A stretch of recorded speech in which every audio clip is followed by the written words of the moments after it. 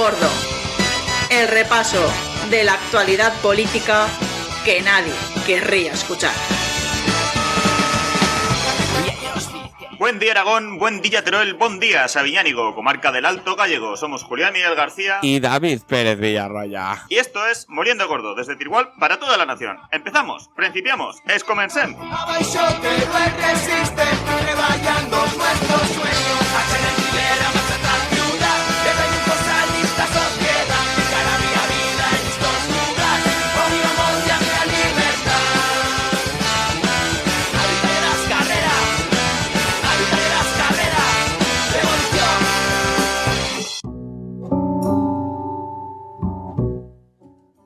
Hoy charlaremos del colapso, que el colapso se acerca, que a este ritmo que llevamos, cada minuto que pasa cada vez está más cerca. Es una cosa que ya pocos niegan.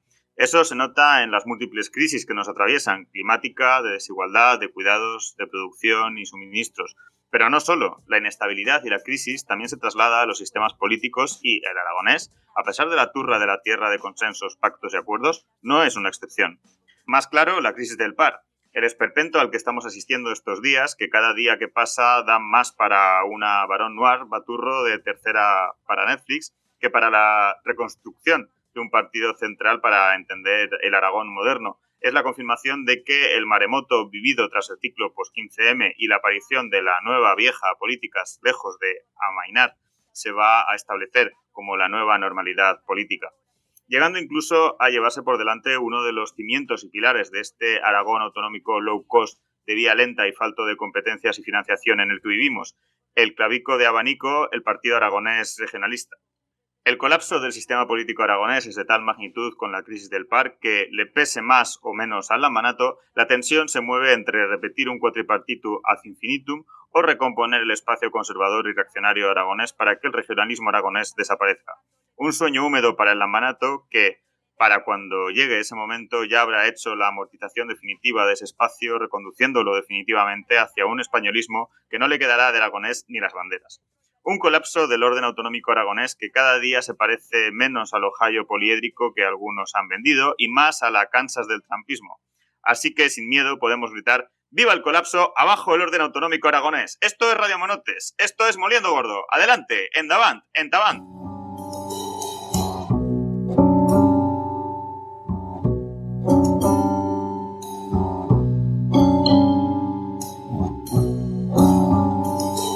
Solo soy una almendrina que se enfada y que se quema. No puedo cambiar las cosas y esa es mi condena.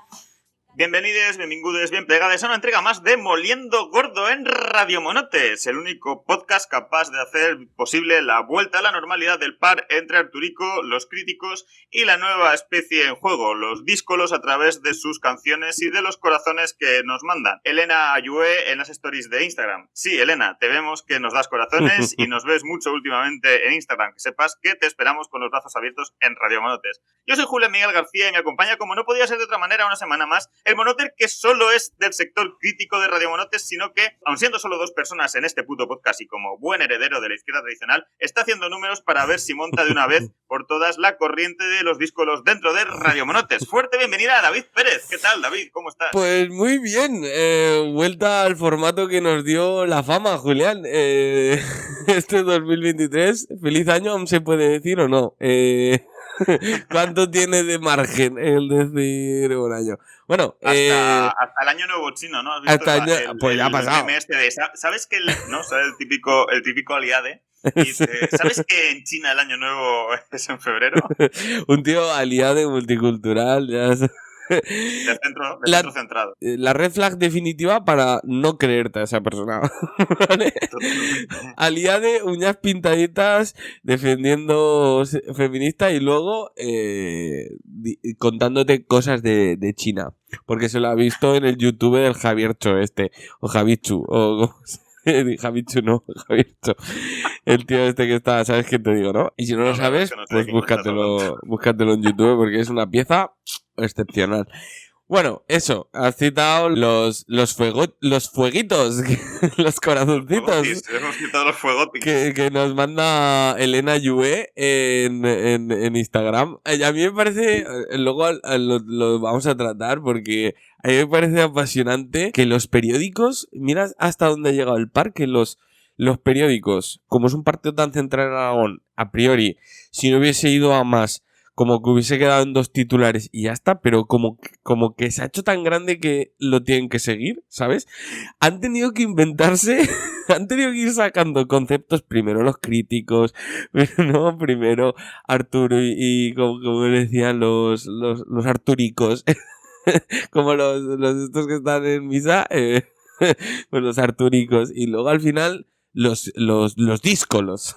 ¿Vale? Menudo Belén se les está quedando. Menudo Belén. Oye, ¿tú crees que Elena Yue... O sea, porque de momento nos ha mandado corazones. Le ha gustado. ¿Crees que llegará un momento que nos mande fueguitos?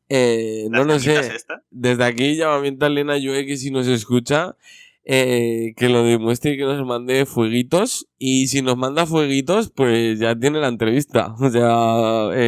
Bueno, y si no, yo creo que ya, o sea, esto lo vamos a intentar. No prometemos nada. O sea, como siempre, no nos mojamos. Exacto, ni confirmo ni desmiento.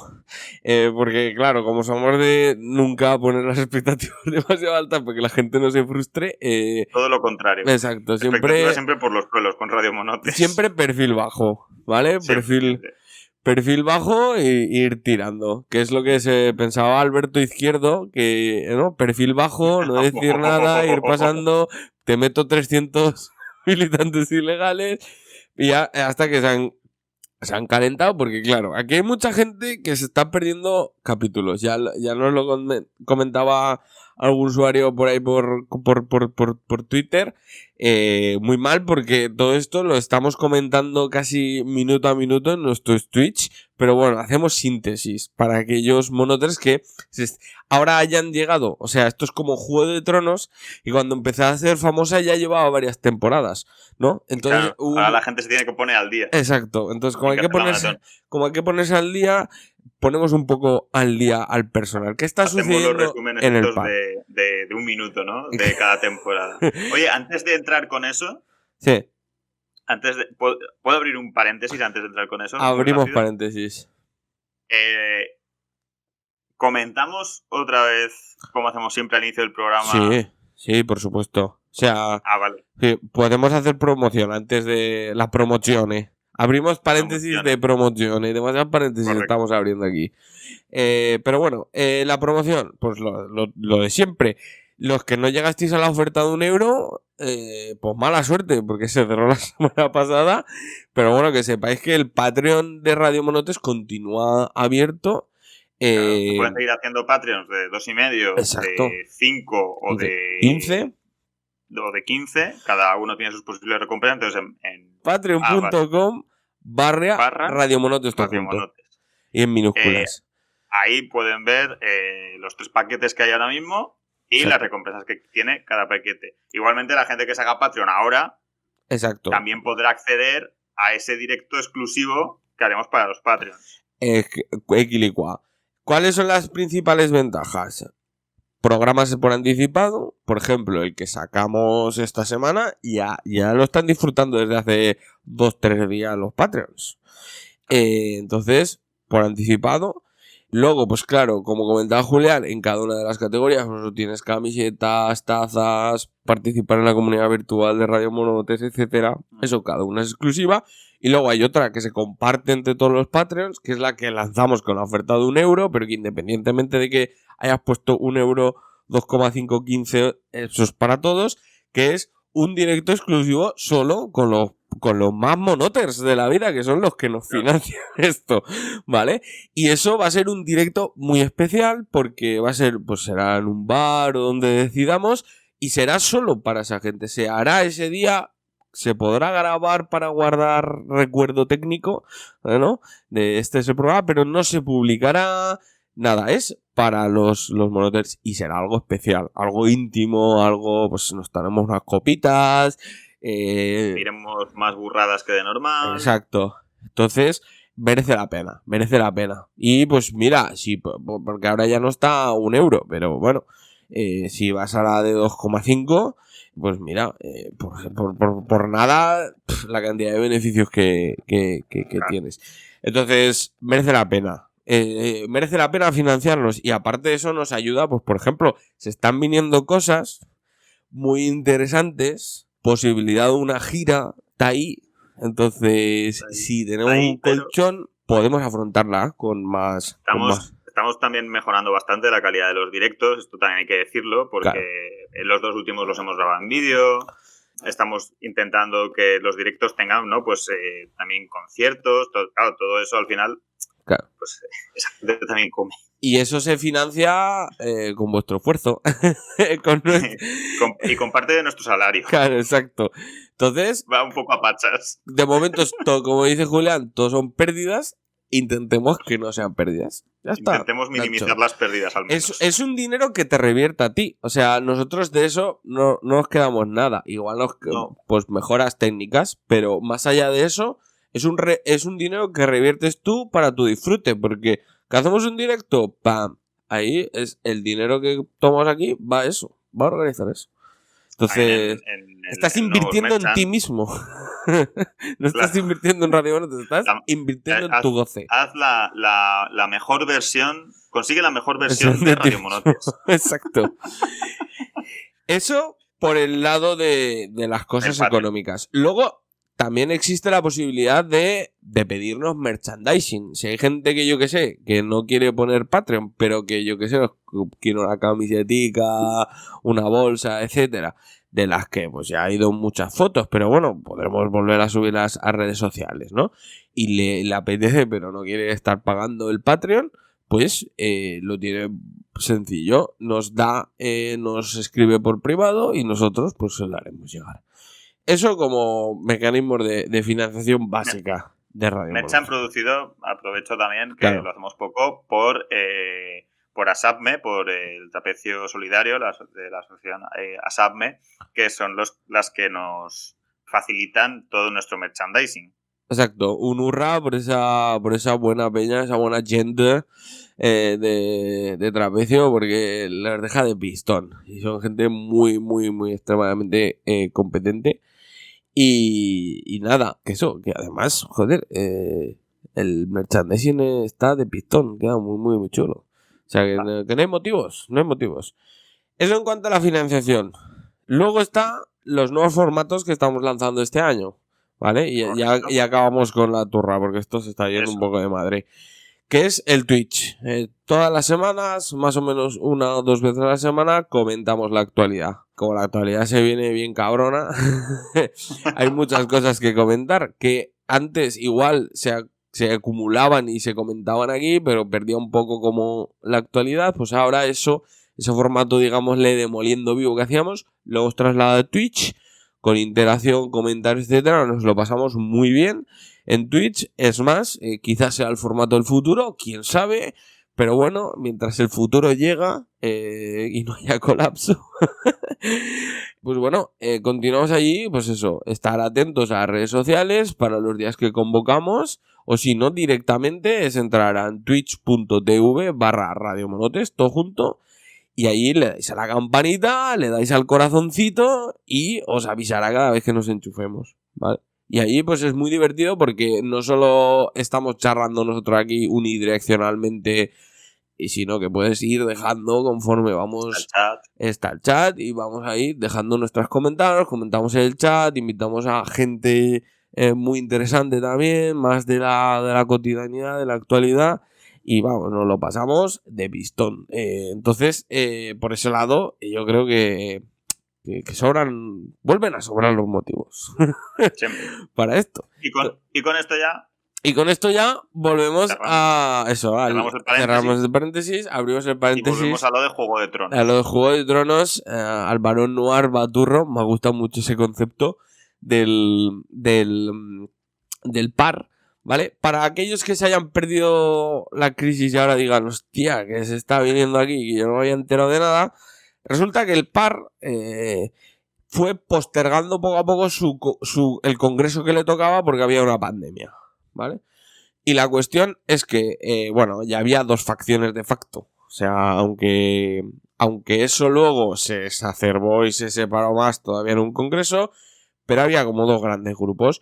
El grupo, digámosle, de los espaldas plateadas, del par legendario, que ahí pues están pues históricos como José Ángel Biel, ¿vale? Pero que su líder fundamental era Elena Ayue, es Elena Ayue. Ahí también está Xavier de Pedro, que en Artieda se acordará mucho de él porque básicamente los mandó a palear cuando era en la conferencia hidrográfica del Ebro. Entonces, pues eso, la gente top del bar, históricos.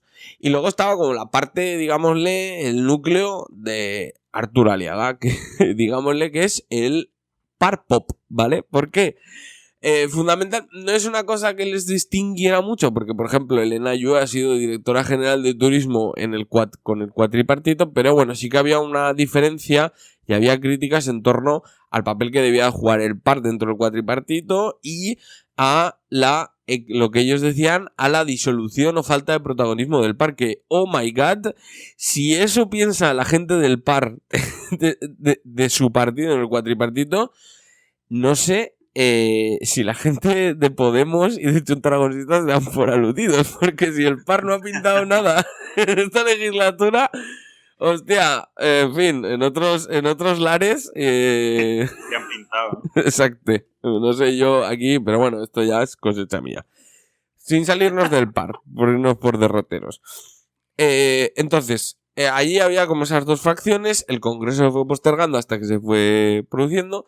Ya hubo unos tejemanejes, ¿vale? Ya en la semana previa, Elena Ayue dijo que había casas patera donde había unas ciertas pruebas de que aquello se estaba adulterando. Y el congreso se celebró, ganó Arturo Aliaga por 23 votos, pero los críticos lo llevaron al juez. A juicio, denunciaron para que el congreso se invalidara, fundamentalmente por una maniobra en la cual se habían inscrito como 300 personas de más, 300 militantes de golpe, y no habían sido validados sí, habían sido validados por el comité organizador del Congreso, pero deberían de haber sido validados por otro organismo, otro órgano del partido, que ahora no me acuerdo. No sé si pues sería o el Consejo General o lo que tengan ellos. Pero bueno, se hizo mal.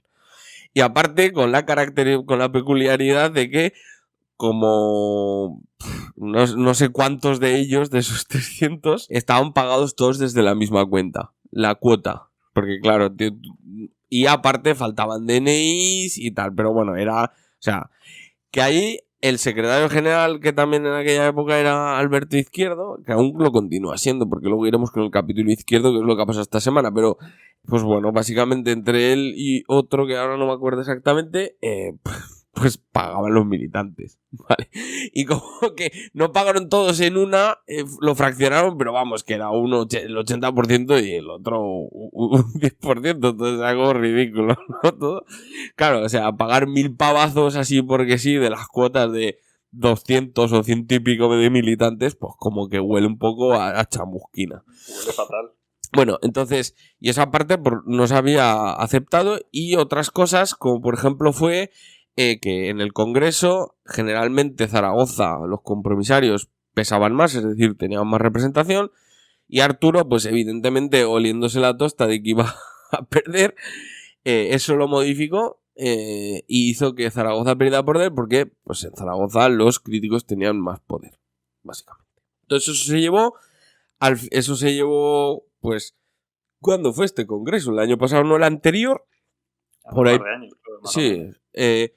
Y eso, pues al final, este otoño, digámosle, octubre, noviembre, si no recuerdo mal, ya salió la sentencia dándole la razón a los críticos y fundamentalmente invalidando el Congreso. Entonces ahí había dos posturas, o una de dos, o ante la sentencia se recurría a la sentencia y se defendía al partido frente a eso, o se acataba y se tenía que volver a convocar de nuevo el Congreso del par. Y ahí pues ha pasado de todo. Ahí pues bueno, Arturo Aliaga desde el minuto 1 dijo que que el partido no iba a recurrir la sentencia, que la acataría y que por tanto convocaría un nuevo Congreso. Debería de anularse la actual dirección salida de ese congreso, volverse a reunir la anterior, convocar pues los procedimientos para convocar de nuevo el congreso y evidentemente todo esto sin los 300 militantes estos ilegales y tal, porque la piedra de peso de eso, de darle razón a los críticos y de anular el congreso, fue esa manifiesta ilegalidad. ¿Vale? Entonces, ahí se quedó la cosa. Arturo salió bastante prestoso con todos con la actual dirección del partido, ahí como muy fuerte diciendo que él no se iba a casa, que se convocaría un nuevo congreso y hasta ese momento no se sabía si se iba o no a presentar a las primarias para autonómicas o municipales, y él dijo que se presentaría a las primarias. Entonces, pues bueno, claro, de momento el PAR no tiene candidatos. A partir de ahí empezaron a cambiar a hacerse muchas cosas. Pues bueno, pues esto fue aprovechado por el Partido Popular en gran medida para forzar las tensiones dentro del PAR, diciendo que Arturo era un chanchullero, un trilero, no podía continuar estando en las instituciones aragonesas, de tal manera que intentaban trasladarlo al cuatripartito. Lambán, defensa férrea, no... Ha dicho que eso es tema del PAR y que en el gobierno de Aragón está haciendo bien las cosas a Arturico y que lo defiende a muerte. Y bueno, eso los críticos pues dijeron que a un nuevo congreso convocado por este tío no se iban a presentar. Palabras textuales. Entonces, la maniobra con la que intentaron salvar esto, de alguna manera, de acatar la sentencia, pero continuar controlando el proyecto, el proceso, fue con la dirección actual, que, claro, hasta que la sentencia tiene un periodo de recursos y tú no recurres, eso caduca y por tanto aceptas, o sea, has de cumplir la sentencia, pues en ese periodo no se les ocurrió la brillante idea de que convocar un congreso express con la dirección actual, que es la dirección que está invalidada, que se invalida en el cumplimiento de la sentencia. Entonces, claro, esa maniobra mágica fue tumbada de nuevo en los juicios, porque lo llevaron los críticos y dijeron, pero vamos a ver, pero hombre de Dios. Exacto. Y el juez les dio la razón. Ahí aún quedaba tiempo para recurrir la sentencia, y aún queda, ¿vale? De hecho, queda hoy, que es el día que estamos grabando, que es todo el lío que ha pasado esta semana, aún quedaba tiempo, aún se llegaba a tiempo para recurrir la sentencia. ¿Qué ha sucedido durante ese tiempo? Que la maniobra esta para capturar el proceso y continuar controlando no ha funcionado, y a Arturico le han empezado a aparecer las primeras fisuras. Se ha quedado cada vez más solo, porque ahora su gente, la gente que se había quedado de esa dirección, que de facto es ilegal, ¿vale?, empezó a decir que eso de no haber recurrido a la sentencia era mal plan, ¿vale? En el objetivo de que, bueno, el partido va recurriendo a la sentencia y como hay varias instancias de recurso, la actual dirección puede continuar siendo operativa, ¿vale? Claro. Porque no hay sentencia firme. Entonces, claro, la intención de recurrir es que ese proceso se paralice y que se vayan convocando el proceso habitual. Claro. Que vaya pasando el tiempo y... primarias, etcétera, ¿vale? Hasta una guerra de desgaste. No una guerra de desgaste, sino básicamente que el proceso judicial como que se separe un poco del partido, ¿vale? O sea, que no marque el día a día del partido con el recurso, porque los recursos llevan tiempo, y en ese tiempo aprovechar pues un poco para hacer las primarias, hacer las listas y efectivamente presentarse a las elecciones, ¿vale? Que va en el hilo de la maniobra de convocar un congreso express para cumplir la sentencia, ¿vale? Porque no querían recurrir desde un origen, pero esa maniobra se fue al traste. Entonces, claro, la manera de controlar el proceso más o menos inteligente es hacer el recurso, ¿vale? Porque tú continúas siendo el que lleva la batuta mientras, ¿no?, se recurre, tú continúas haciendo de dirección, porque de momento tu congreso no se ha invalidado porque no hay sentencia firme. Tú estás con el team entonces de los díscolos, ¿no?, que se ha bautizado. No, el team de los díscolos, claro, el team de los díscolos es algo más o menos inteligente para la situación en la que están. Entonces, claro, no se entiende muy bien el posicionamiento de Aliaga, porque ahora, claro, los díscolos le han salido con los discolos, los díscolos, le han salido con Los el, discóbolos. con el tema, con este tema. Y claro, pues ahí Arturo, ¿qué ha hecho? Ha dicho que él va a cumplir su palabra, que él no va a recurrir la sentencia, que va a acatarla. Esta gente le está diciendo, pero vamos a ver, haz el favor de entrar en razón. Entonces, ¿qué hicieron?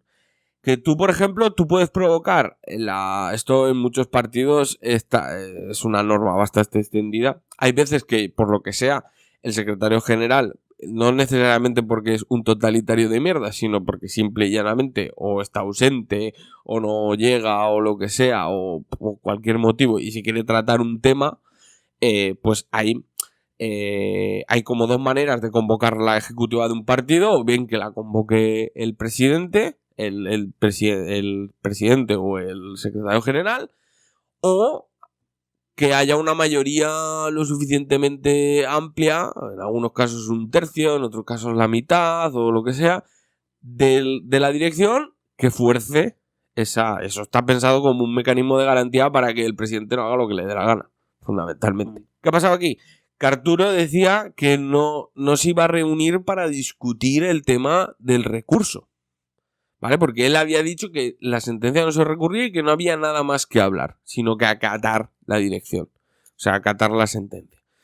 Claro, eso que supone que tú acatas la sentencia, ¿vale? Hay que hacer el congreso y claro, ese proceso, pues igual pierdes el control del partido entre medias, o bueno, no había mucho atisbo porque si te continuabas a presentar, a priori los críticos no se iban a presentar. Pero bueno, ¿qué ha hecho?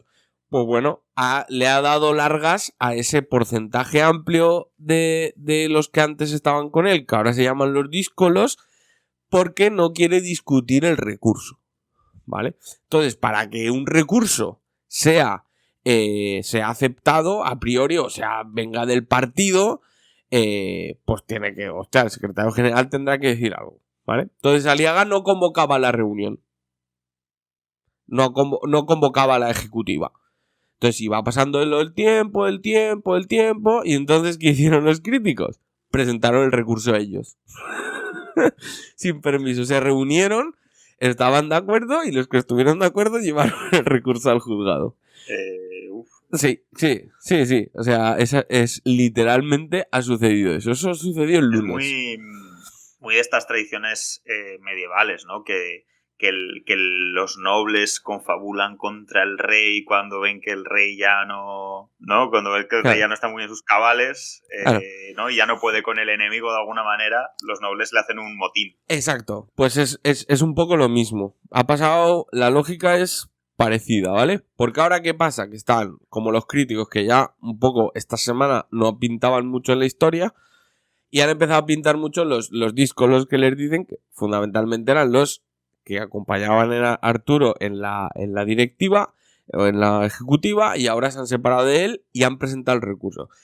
¿Y qué ha sucedido en todo este tiempo? Pues básicamente en estos días, en estos 3 o 4 días de esta semana, fundamentalmente, Arturo Aliaga diciendo que ese recurso él no lo considera legítimo, porque no se ha hecho en una reunión con la ejecutiva. Entonces... una reunión de la ejecutiva en la que no estaba.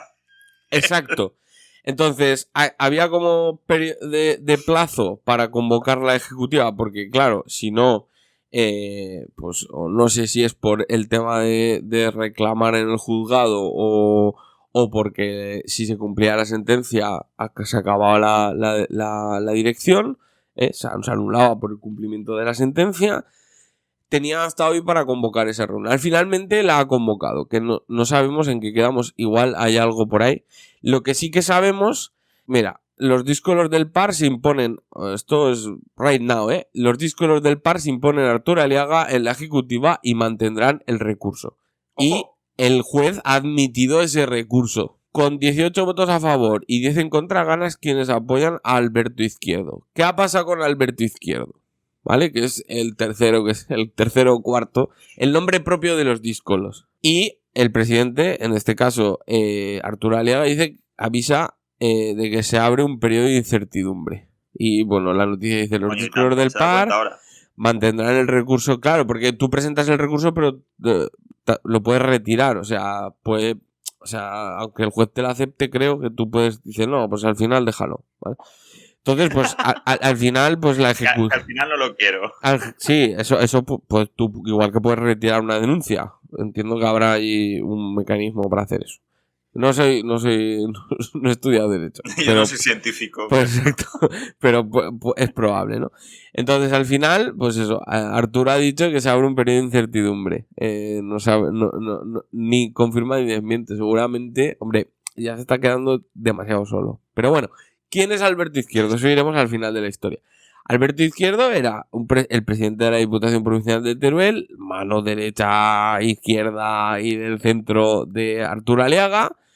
Y efectivamente era un poco como su valedor, ¿no? El que también le había acompañado hasta el proceso.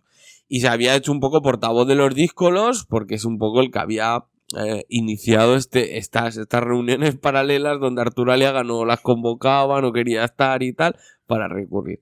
Y entonces, pues... El hombre de confianza, ¿no? Claro. Era el hombre de confianza, ahora ya no lo es. De hecho, antes se sentaba, de hecho la foto del Heraldo es muy llamativa porque antes, si se siguen las noticias, se sentaba a la derecha del padre, o a la izquierda del padre Aliaga, de Arturico, se sentaba a la izquierda Arturico, y ahora pues estaba en una mesa aparte. Aún siendo secretario general, ¿no? Porque ahí tienen presidente y secretario general. Bueno, Alberto Izquierdo era, ahora hablamos en pasado, vicepresidente de la Diputación de Teruel por un acuerdo entre el PAR y el PSOE allá en 2019, cuando se repartieron las comarcas y las diputaciones. ¿Qué pasó? ¿Qué ha pasado ahí? Pues que Arturo, al enterarse de que habían presentado el recurso a los jueces, al juzgado, mandó una carta al presidente de la Diputación Provincial de Teruel y dijo, me lo cesas. ¿Vale? Y así ha sido. Que es del PSOE. Sí, es del PSOE, alcalde de Calamocha. Y así ha sido. El alcalde de Calamocha, o sea, hay unas declaraciones brutales. A ver si lo puedo pillar por aquí. Y ya con esto yo creo que ya podemos cerrar. A ver si lo recupero. Porque es que yo la verdad es que era la primera vez que escuchaba a este hombre hablar. Pero tiene una voz como de bobalicón que me deja un poco... ¿El del PSOE? Sí, el del PSOE. Mira, esta fue la reacción del PSOE. Silencio. Don Arturo Aliaga, ahí me escribió una carta, que es clara y concisa, y es que yo no tengo otra forma de proceder que no sea esta. En la carta había... O sea, vale, no tengo otra forma de proceder que no sea esta. y bueno, pues al final lo han cesado. De hecho, vamos un poco más adelante, que están las declaraciones del propio Izquierdo. Yo estoy convencido que las cosas se hicieron bien. Yo, si no estuviera convencido que se hicieron bien, no hubiera hecho un recurso. Antes los malos eran unos, ahora somos otros, pero al final el bueno siempre es él. Y yo creo que cuando todo el mundo está de acuerdo en que este partido no funciona, igual la culpa sí que la tiene el presidente. ¿Vale? Ahí dice, yo si no estuviera convencido de que se han hecho las cosas bien, yo no recurriría. O sea, aún hay gente en la pantalla pasada, ¿sabes? Pensándose que la cosa... Y bueno, dice que Arturo se piensa que se piensan que unos antes tenían razón, luego otros no, luego sí, luego vamos, que Arturico está un poco lost. Y Arturico pues la está pasando regu, porque mirad.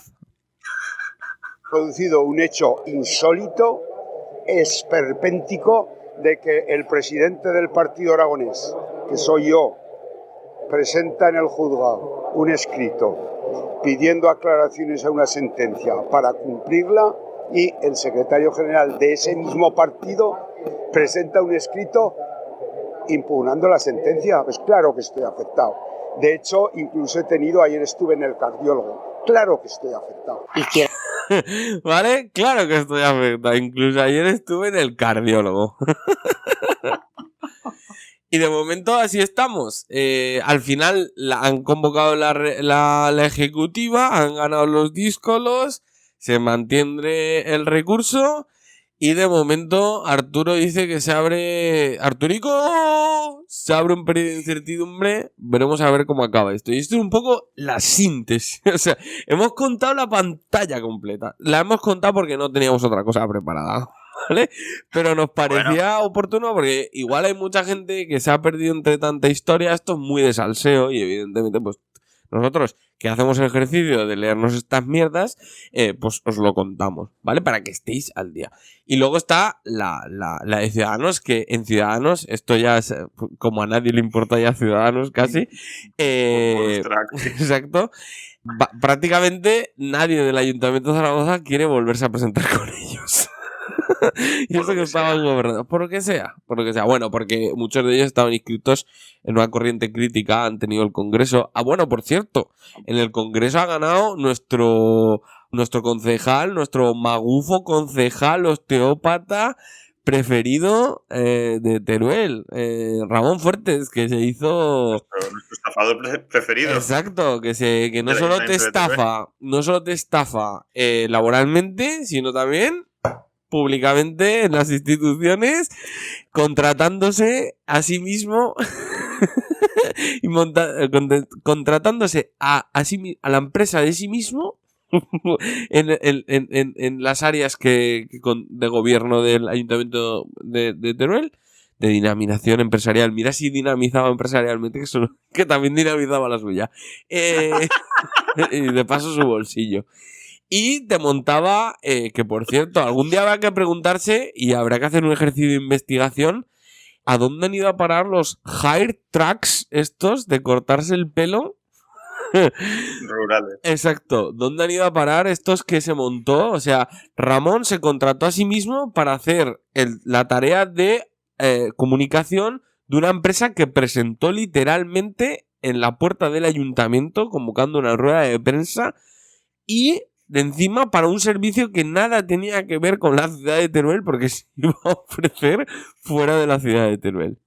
Y no ha dimitido nadie, ¿eh? Y no dimitió nadie. Hombre, si no... Pasa como con lo del Torico, que tampoco ha dimitido nadie. Exacto. Entonces, pues saquen sus propias conclusiones. Y igual es que ha llegado un punto de esperpéntico lo de Ciudadanos, que no es que la gente de Zaragoza vea que el proyecto flaquea o que no les gusta o que les tienta más el Partido Popular que han sido compañeros de gobierno, sino que solo por no compartir espacio con gente tan ridícula como Ramón Fuertes, se van.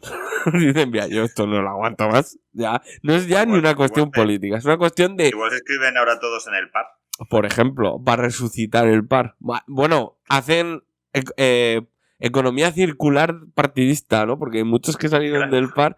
De hecho, uno de los que salió del par, que se fue a Compromiso por Aragón y acabó en Ciudadanos, que ahora también se ha ido, que es Joaquín Moreno, el alcalde de Utrillas. Cuando anunció que se fue de Ciudadanos, le dijo de todo. Daniel Pérez Calvo le dijo que en una entrevista se le calentó el boquino y le dijo que era un parásito, que igual, ¿no? Que se había aprovechado de los partidos, que iba de partido a un partido y que era un veleta, porque claro, Moreno decía que se iba del partido. O sea, que una persona que ha estado en 3 o 4 partidos antes diga... Habla con conocimiento de causa. Claro, diga que el problema que no se siente reflejado en Ciudadanos porque está muy volátil, o sea, es un poco veleta el partido, que no tiene una posición clara, tela, ¿eh? Que una persona que haya pasado por 4 partidos, te diga que mira, es que este partido no me gusta porque... Es como cuando Pablo Casado decía que al PP nadie le iba a dar lecciones de corrupción. Pues eso, pues lo mismo. Así está el regionalismo conservador y ellos se llaman liberales, Ciudadanos, es que es una cosa... es que los liberales en el Estado español no existen, porque siempre le han comido la tostada a los conservadores. Entonces, pues bueno, pues eso, que así está el Estado. un espacio político que por otro lado también compartían mucho, porque como eso ya lo hemos visto, ¿no? Cuando apareció Ciudadanos, como hubo movimientos de fugas del PAR, etcétera, también se llevaron lo mejorcico, se llevaron una escisión del propio PAR, o sea, es que esto es como muy loco, ¿no? Entonces ni siquiera la bajada de Ciudadanos ha servido para como irrigar de nuevo el PAR. La verdad es que se viene fuerte. Con esto del PAR veremos dónde acaba. Tiene la situación muy jodida. Yo soy de los que, como César comentaba en Pillando Capazos, César Corella, de no hacer predicciones, conservador esto, y no darlos por muerto porque tienen una implantación territorial y unas redes clientelares que ríete tú.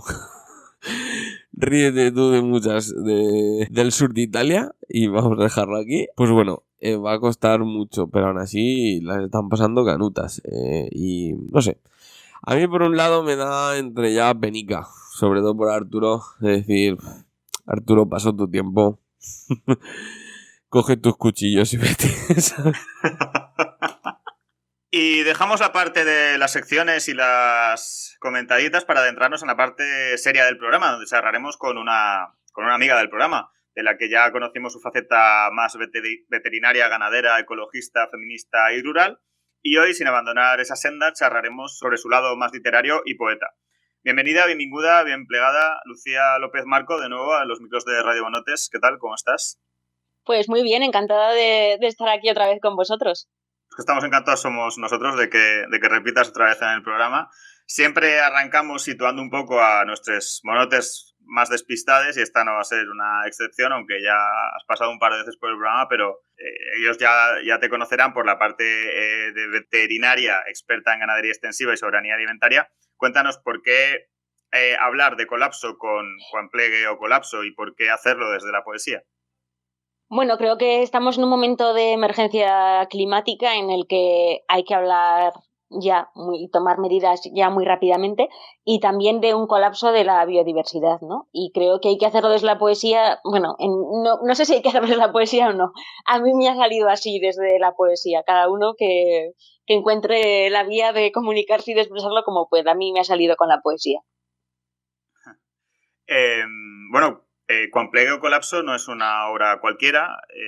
Ha recibido el premio más prestigioso que se concede a obras escritas en lengua aragonesa, el Arnal Cabero, y además concedido a una nehablante, que dirían los modernos, porque el aragonés no es tu lengua materna, hasta donde sabemos. Naciste en Zaragoza. ¿Cómo fue tu camino para aprender e interesarte por el aragonés? Pues yo empecé a estudiar aragonés con 15 años en la Escuela de Aragonés Nogara de Zaragoza.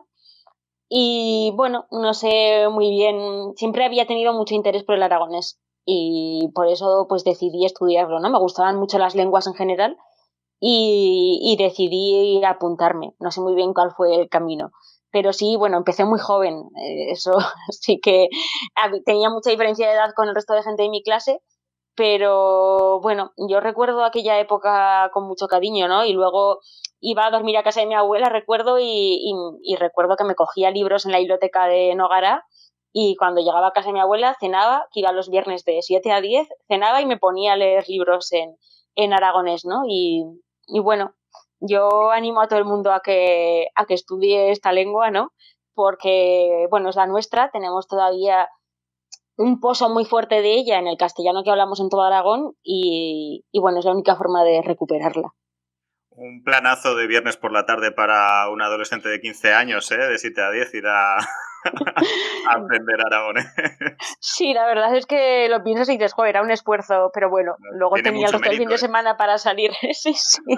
No, pero me gustaba mucho, me lo pasaba muy bien. Nogara también, amigos del programa, también pasaron por aquí el año pasado, temporada pasada, presentando su disco Ozober Chilo, ¿no? Ozober Chilo 5. Sí, bueno, la quinta edición, ¿no? Eso. Gracias por la corrección. Carlos de Tierra de Barrenaus, creo que también ha estado por aquí. Sí, también. Y él era mi profesor de aragonés en aquella época. Sí, yo empecé a estudiar las primeras palabras que aprendí de aragonés, más allá de las comunes, fue con Carlos. fíjate. Oye, ¿qué cosas salen en Radio Monotes? A veces en estas conversaciones salen cosas interesantes que no teníamos pensadas ni preparadas. Respecto al premio, ¿cómo valoras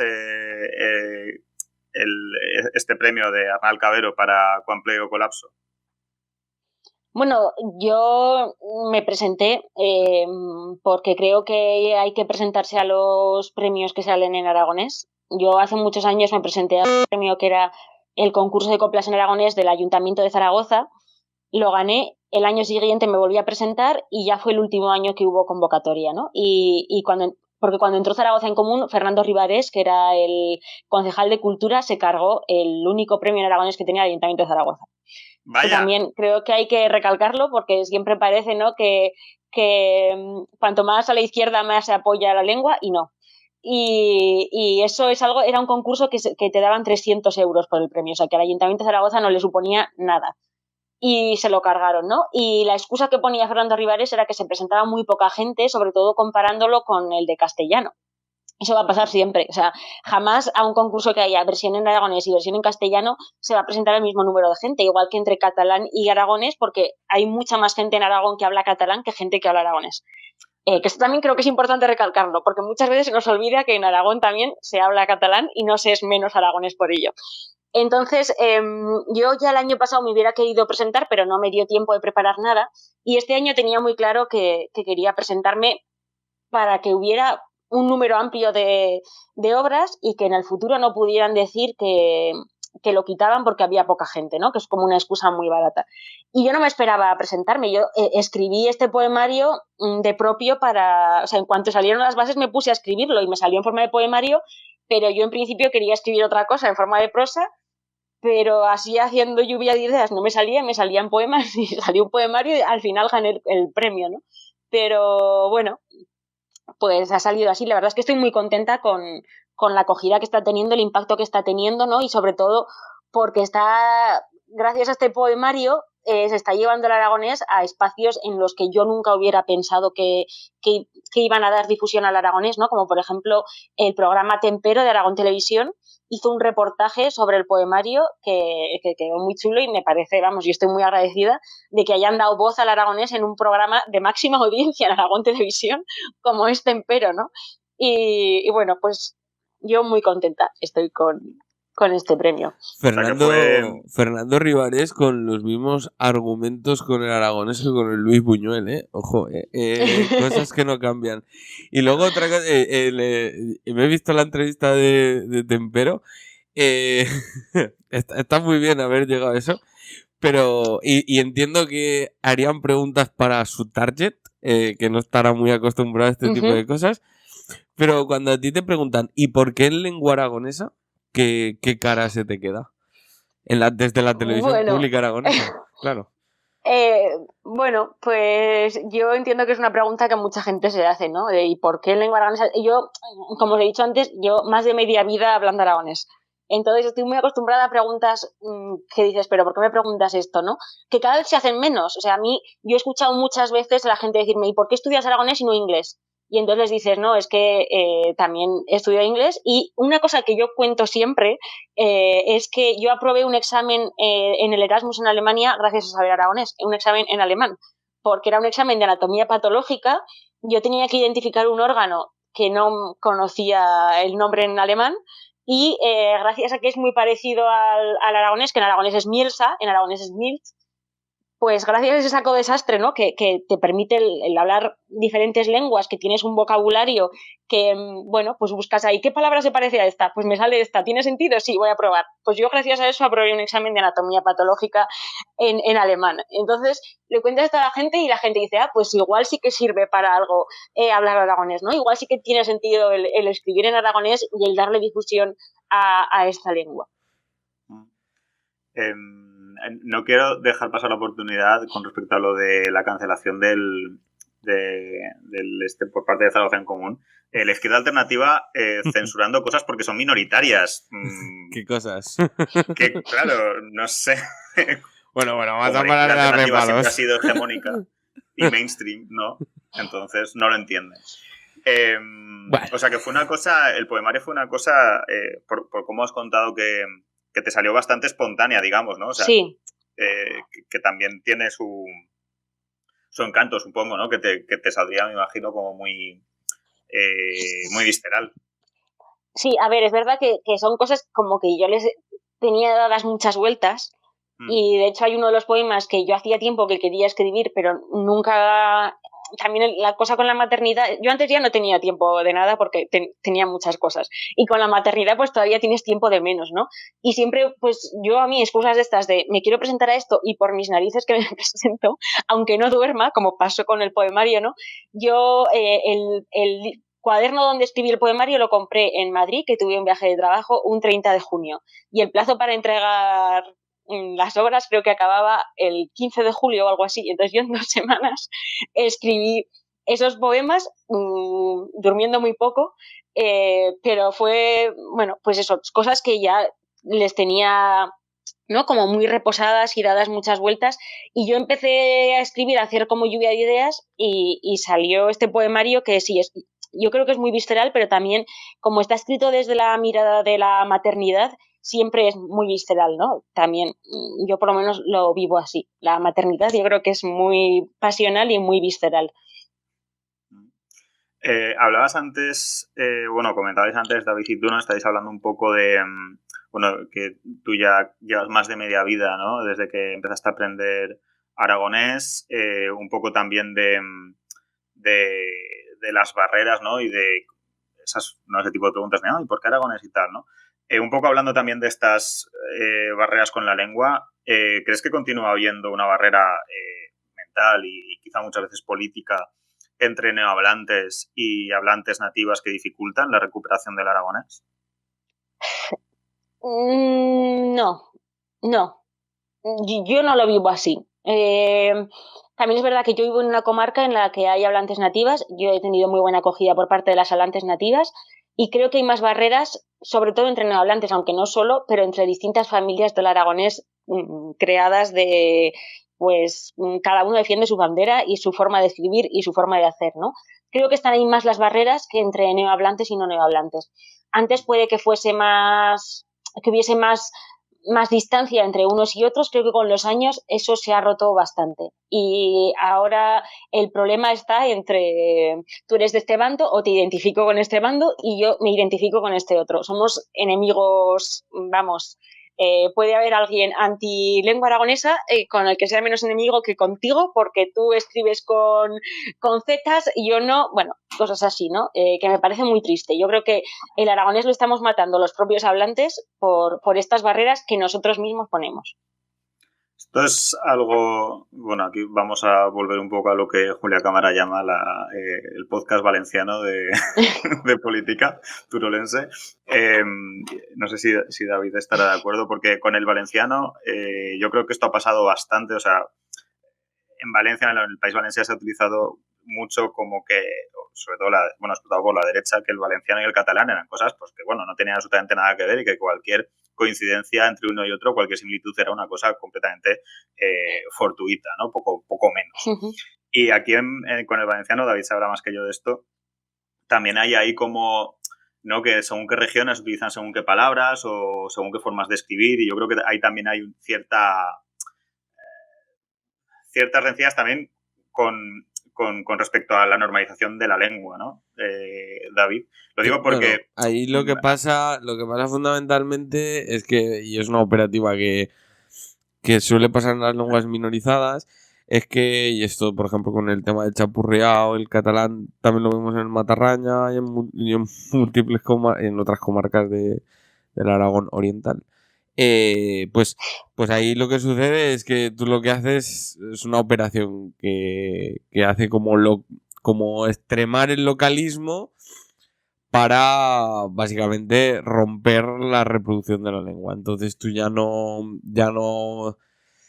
¿cómo decirlo? Ya no tienes una gramática referencial, ya no articulas una lengua que debería de ser, ¿no? Estudiarla, ya no puedes acceder a otros textos porque, claro, 2 comarcas más adelante, a pesar de que lo puedes leer y entenderlo, pues es otra cosa, ¿no?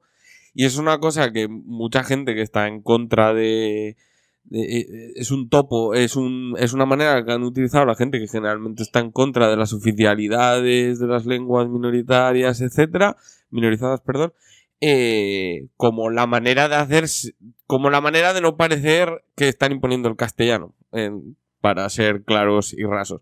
Entonces se exacerban unos localismos y que pues eso, que enfrentan y dividen y hacen, pues en el caso del aragonés es extremadamente claro, en el caso del catalán, valenciano, etcétera, la sangre ha llegado medio al río, pero bueno, de momento está en mejor estado, pero vamos, claro, te iba a decir, porque a eso iba un poco, ¿no? Que con lo del tema del catalán valenciano, incluso el propio valenciano entre las diferentes regiones, en los últimos años parece que eso se ha mejorado un poco. O sea, que hace 8 años ahí sí que había... Bueno, es no que sé. En el aragonés es más hardcore aún todavía. Ya, Lucía lo sabrá mejor, pero vamos... Sí, yo me acuerdo que cuando en Barcelona me decía una amiga, había estado en no sé, en una zona, no sé en qué pueblo del Pirineo aragonés, ¿no? Entonces yo decía, bueno, en Aragón ahí se habla catalán y también se habla aragonés. Y me decía, bueno, pero es que yo estaba en un sitio que se hablaba patués. Y es como, bueno, eso será aragonés. Y decía, no, es que ellos decían que no era aragonés, que era patués. Y es como, a ver, será un aragonés que hablan en esa zona y que tendrá ciertos matices, pero es aragonés. Y decía, no era aragonés. Es plan, era una cosa que no tenía nada que ver con el aragonés. Como, vamos a ver. Yo creo que eso sí que también ha mejorado un poco, ¿no? Que ya oyes a más gente decir, sí, hablo aragonés y están orgullosos de ello, ¿no? Sobre todo gente joven, nativo parlante de aragonés, que lo dice. Pero es verdad lo que decíais antes, ¿no? Que ciertos colectivos políticos tienen unos intereses en evitar la oficialización de la lengua a base de dividir, ¿no? Y aquí volvemos otra vez al ejemplo del alemán, pero es que incluso el ejemplo del castellano, o sea, es que no tiene nada que ver el castellano que te hablan en Huelva con el que te hablan en Almería, siendo en la misma comunidad autónoma. No hablemos ya del castellano de Valladolid con el de Cáceres, ¿no? Entonces, siempre hay localismos. Y en el caso del alemán es que es brutal las diferencias que hay de dialectos entre unos y otros. Y ahí sí que han hecho una lengua unificada, que es una lengua ficticia, que cosas de todos, que hacen cosas muy, muy raras, ¿no? Como es declinar, que es algo típico del alemán, pero luego tú hablas con ganaderos de la zona de Colonia y ahí no declina ninguno. Y cada uno habla el alemán como le da la gana. Vas a Suiza y no tiene nada que ver el alemán de Suiza con el alemán de Hamburgo. Y nadie cuestiona la unificación de la lengua ni que es una lengua única, ¿no? Eso es algo, bueno, pues que aquí pues que se hace para dividir. Y hasta ahora les ha salido bien, claro.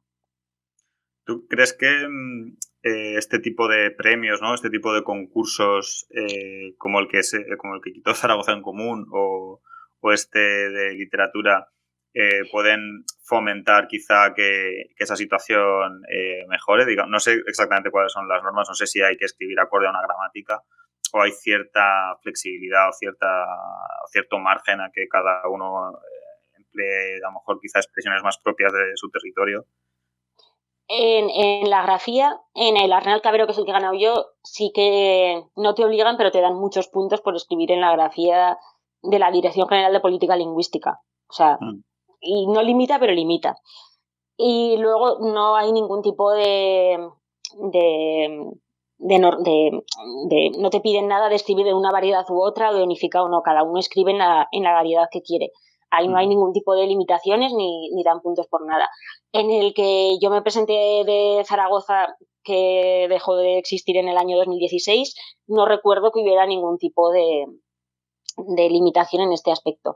Yo creo que estos premios lo que sí que son muy positivos son a la hora de dignificar la lengua y pues por ejemplo, el concurso de coplas en aragonés estaba muy bien porque luego el Ayuntamiento de Zaragoza daba estos premios extraordinarios de jota y los joteros podían coger esas letras para hacer una canción. Y entonces tenían de esta manera letras en aragonés de las que si no es más difícil acceder, ¿no?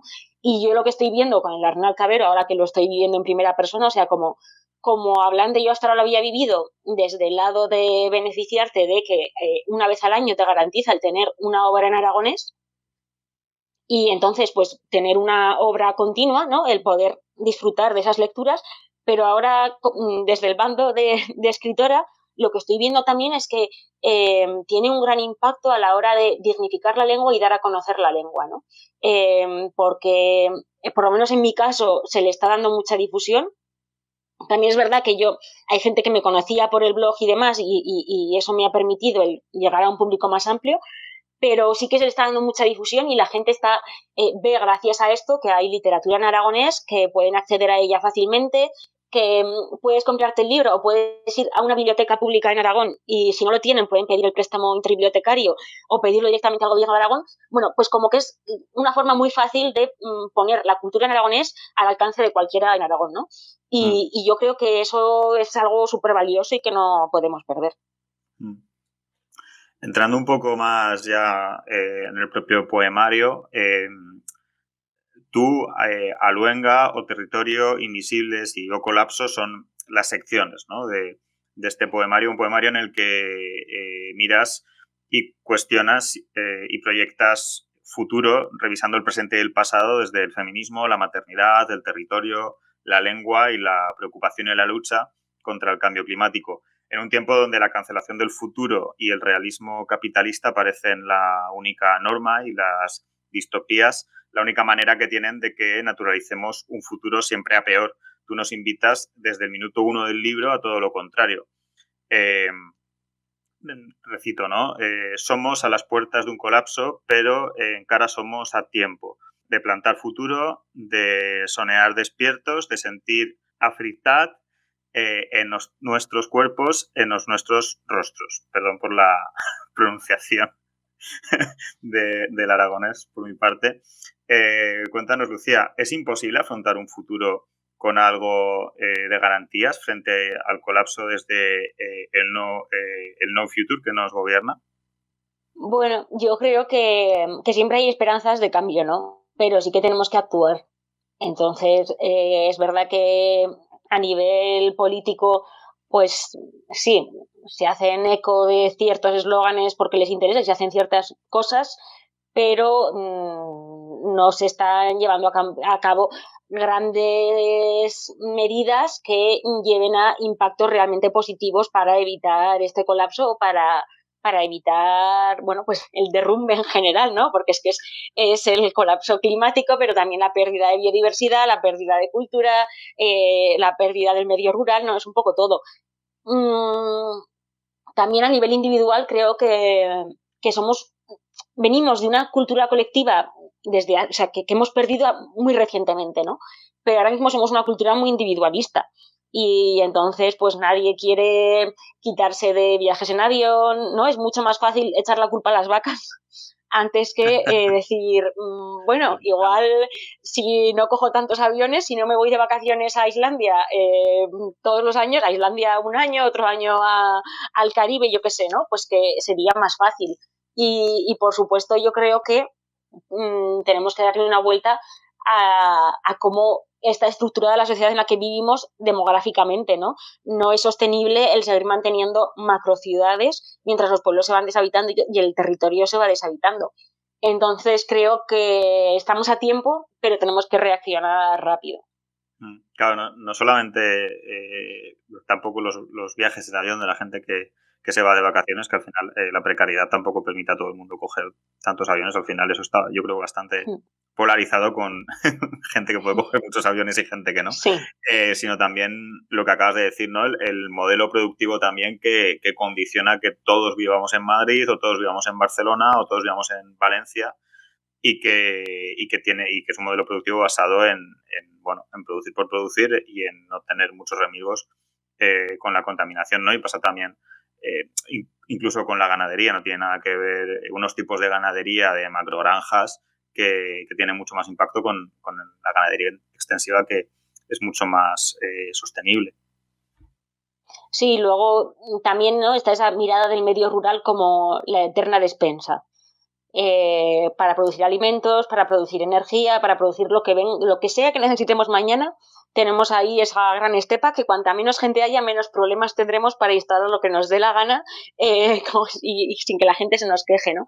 Entonces esa mentalidad que existe desde los años 60 en España está cada vez más arraigada, ¿no? Y cuesta también más quitarlo. Se está promoviendo, por ejemplo, muchísimo el movimiento vegano en España, pero es muy curioso que se está promoviendo desde las ciudades.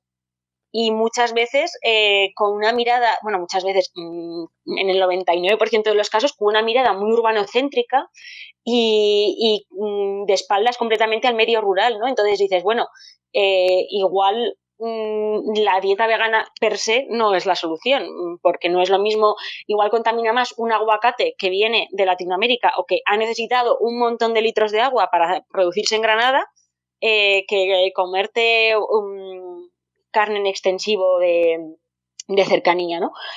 Pero sí que, bueno, es esa polaridad entre medio rural y medio urbano que cada vez es más extrema y que yo creo que desde el gobierno, por ejemplo, llama mucho la atención que hay un ministerio de transición ecológica y ¿cómo se llama? Y reto demográfico o algo así. Miteco. Dices, joder, estás Miteco. Miteco tiene nombre de constructora.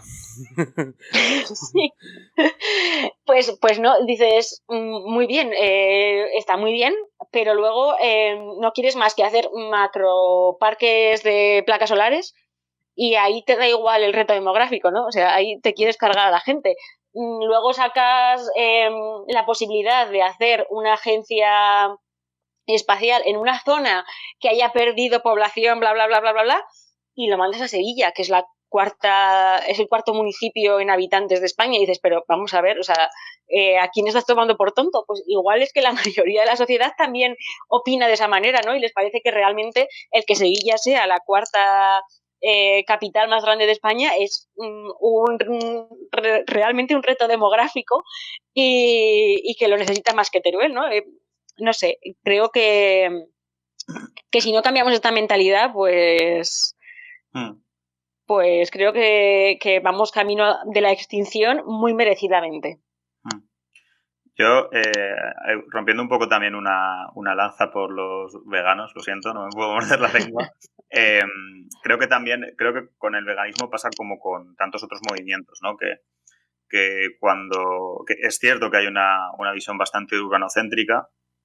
Parece que no hay veganos o vegetarianos en el mundo rural, ¿no? Como parece que hay otras tantas cosas que no hay en el mundo rural, ¿no? O sea, feministas no hay en el mundo rural, veganos no hay en el mundo rural y, bueno, pues en el mundo rural solo hay paletos, ¿no? Al final. Pero con esto que comentabas, ¿no? De los aguacates o la soja o lo que se quiera decir que venga de Latinoamérica o de otros países, yo creo que con el veganismo, como en cualquier otro movimiento, también hay que hacer un ejercicio siempre de cuando se empieza a hacer mainstream o cuando se empieza a hacer más hegemónico, cuando se empieza a hacer más mayoritario, pues no perder tampoco de vista la concienciación, ¿no? Y la reflexión. Este es el típico debate que creo que se tiene con el feminismo con las camisetas del Zara, ¿no? Las camisetas del Zara que pone feminismo es como, bueno, esto, claro, es que ahora, ¿no? Eso no es feminista, ¿no? O tal.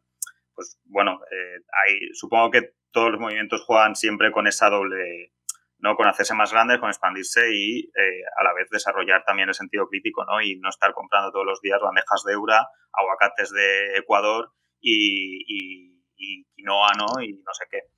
Sino también hacer un consumo de proximidad responsable que creo que se puede hacer, sobre todo en un país como España, ¿no? Que comer garbanzos, alubias blancas y bueno, casi cualquier legumbre se puede cultivar aquí y da de sobra. Totalmente, estoy totalmente de acuerdo. Pero creo que hay unos lobbies detrás, ¿no? Y que impiden a la gente ver claramente, ¿no? Incluso tú vas a un supermercado aquí en España, cualquiera, y te encuentras más garbanzos de Estados Unidos que de España y dices, ¿cómo es posible esto, no? Y el problema es que vemos lo que quieren que veamos. Y yo una cosa que me preocupa mucho últimamente es, ¿no? Pues que hay ciertos movimientos y ciertas acciones que nos venden como soluciones para salvar el planeta, que haciéndose bien lo son, pero que hay unos lobbies detrás, ¿no? Pues por ejemplo, pasa también con el tema de las renovables, ¿no? El rewilding que está tan de moda últimamente. Muy bien, ¿qué hay detrás del rewilding? Pues detrás del rewilding hay también unos intereses muy fuertes de ciertas multinacionales que les interesa el rewilding un poco también para frenar el tema de la ganadería, para fomentar la ganadería industrial, porque, bueno, cuanta menos ganadería extensiva hay, más bosque, más rewilding pueden hacer y más pueden impulsarse, ¿no?, la ganadería industrial. Y creo que también uno de los retos que tenemos como sociedad es que, bueno, vivimos muy dependientes de las redes sociales, tenemos más medios de comunicación que nunca, lo cual está muy bien porque da voz a todo el mundo, pero también el problema es que muchas veces el dinero es quien marca un poco ahí, ¿no? Entonces tú te metes en Instagram y tú ves de cada 5 publicaciones, 2 son de gente que conoces, pero 3 son gente que ha pagado para que tú les puedas ver, ¿no? Y que te venden un mensaje. Y creo que ahí tenemos un gran reto, ¿no? Porque muchas veces nos venden mensajes de sostenibilidad, o de compra esta camiseta que es de algodón ecológico X, y sigue siendo una camiseta que han hecho personas que han sido explotadas, es una camiseta hecha en Indonesia o donde sea, y nos venden, ¿no?, como que esa es la solución, cuando igual tienes cerca a una persona que hace camisetas de lino, ¿no? Y que también está en Instagram, pero tú no le puedes ver porque esa persona no puede pagar lo que paga las grandes marcas de ropa, no puede pagar ninguna, porque todas. Ni producir la misma cantidad de productos, ni tenerlo en todas las tiendas. Claro, esto pasa también un poco con Globo, ¿no? Y Deliveroo y ¿no?, estos repartos a domicilio en bicicleta, ¿no? Que al principio se venían como, no, claro, es que se harán en bicicleta, entonces contaminan menos y además así el repartidor, ¿no? Tiene una vida sedentaria, ¿no? Hace más ejercicios como, joder, ya... Qué favorazo, ¿no?, le estamos haciendo, sí. Claro, es salario emocional encima, ¿no? Salario en forma de deporte. Hay que estar al loro totalmente.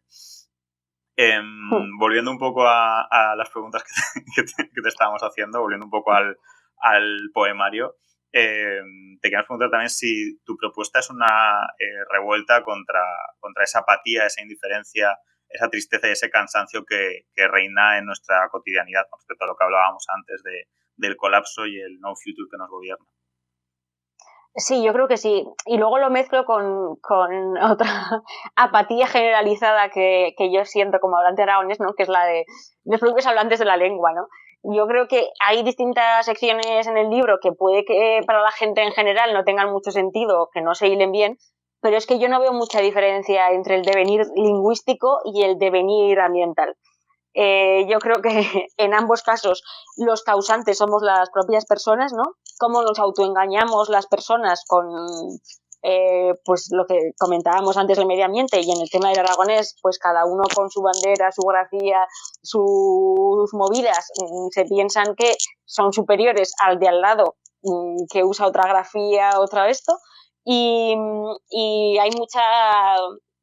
Sí, hay mucha apatía generalizada, ¿no?, en ambos casos. Y entonces, sí, bueno, ya me estoy yendo, ¿no? Pero sí, yo sí que he querido, pues, como lanzar una lanza de optimismo de, bueno, pues que se pueden cambiar las cosas, ¿no? Pero tenemos que ser las propias personas las que demos un paso para cambiarlas. Las cosas no se van a cambiar solas. ¿Crees que la poesía es una mejor herramienta para luchar contra esa apatía y esa indiferencia que otros géneros literarios como pueden ser la novela o el ensayo? Yo creo que la poesía lo que tiene a su favor es que es más corta. Entonces, aunque hay mucha gente que dice no me gusta la poesía, hay también mucha gente que parece que le cuesta un poco leer. Las poesías son... Este libro te lo lees en media hora, una hora, y entonces también pues es fácil que llegue el mensaje. Y luego algo que yo veo muy positivo de la poesía es que se puede mezclar muy bien con otros géneros, ¿no? Se puede convertir en canción, es muy sonoro, también pues tiene parte de manifiesto, no sé si me oís o si se me pierde un poco, vale. Bueno, bien. Y entonces, a mí algo que me gusta mucho de la poesía es eso, ¿no? Como con pocas palabras puedes lanzar un mensaje bastante potente que en prosa necesitas escribir mucho más, y como, pues eso, hay muchos poemas, por ejemplo, de de mi libro que se podrían convertir en canción, ¿no? Porque tienen un ritmo y es otra forma de que el mensaje llegue. Claro. Cerrando un poco de esto que hablábamos antes, ¿no? De plantar futuro y analizando un poco más el panorama dentro del movimiento ecologista en el que se está un poco a gorrazos entre colapsistas, decrecentistas y Green New Dealistas. En muchos casos se plantea que el colapsismo tiene un cierto discurso cenizo de que solo podemos aspirar a vivir peor y que eso paraliza más que moviliza para los Green New Dealistas, que se centran en una especie de populismo climático que entienden que moviliza más para disputar una salida justa a la crisis climática. Todo ello aderezado por una criminalización y una infantilización constante de todo aquel movimiento, especialmente rural, que se posiciona en contra, por ejemplo, de una transición energética a base de macroparques, como hablábamos antes, y completamente entregada a las manos del mercado y la especulación. ¿Cómo ves tú estas disputas dentro del movimiento ecologista? ¿Crees que estamos en un punto de bifurcación en el que el movimiento ecologista tiene que dar un paso adelante y encargarse políticamente de nuestro futuro? Yo creo que el movimiento ecologista siempre ha estado en bifurcación, ¿no? Siempre ha habido distintos bandos dentro del ecologismo y distintas ideas.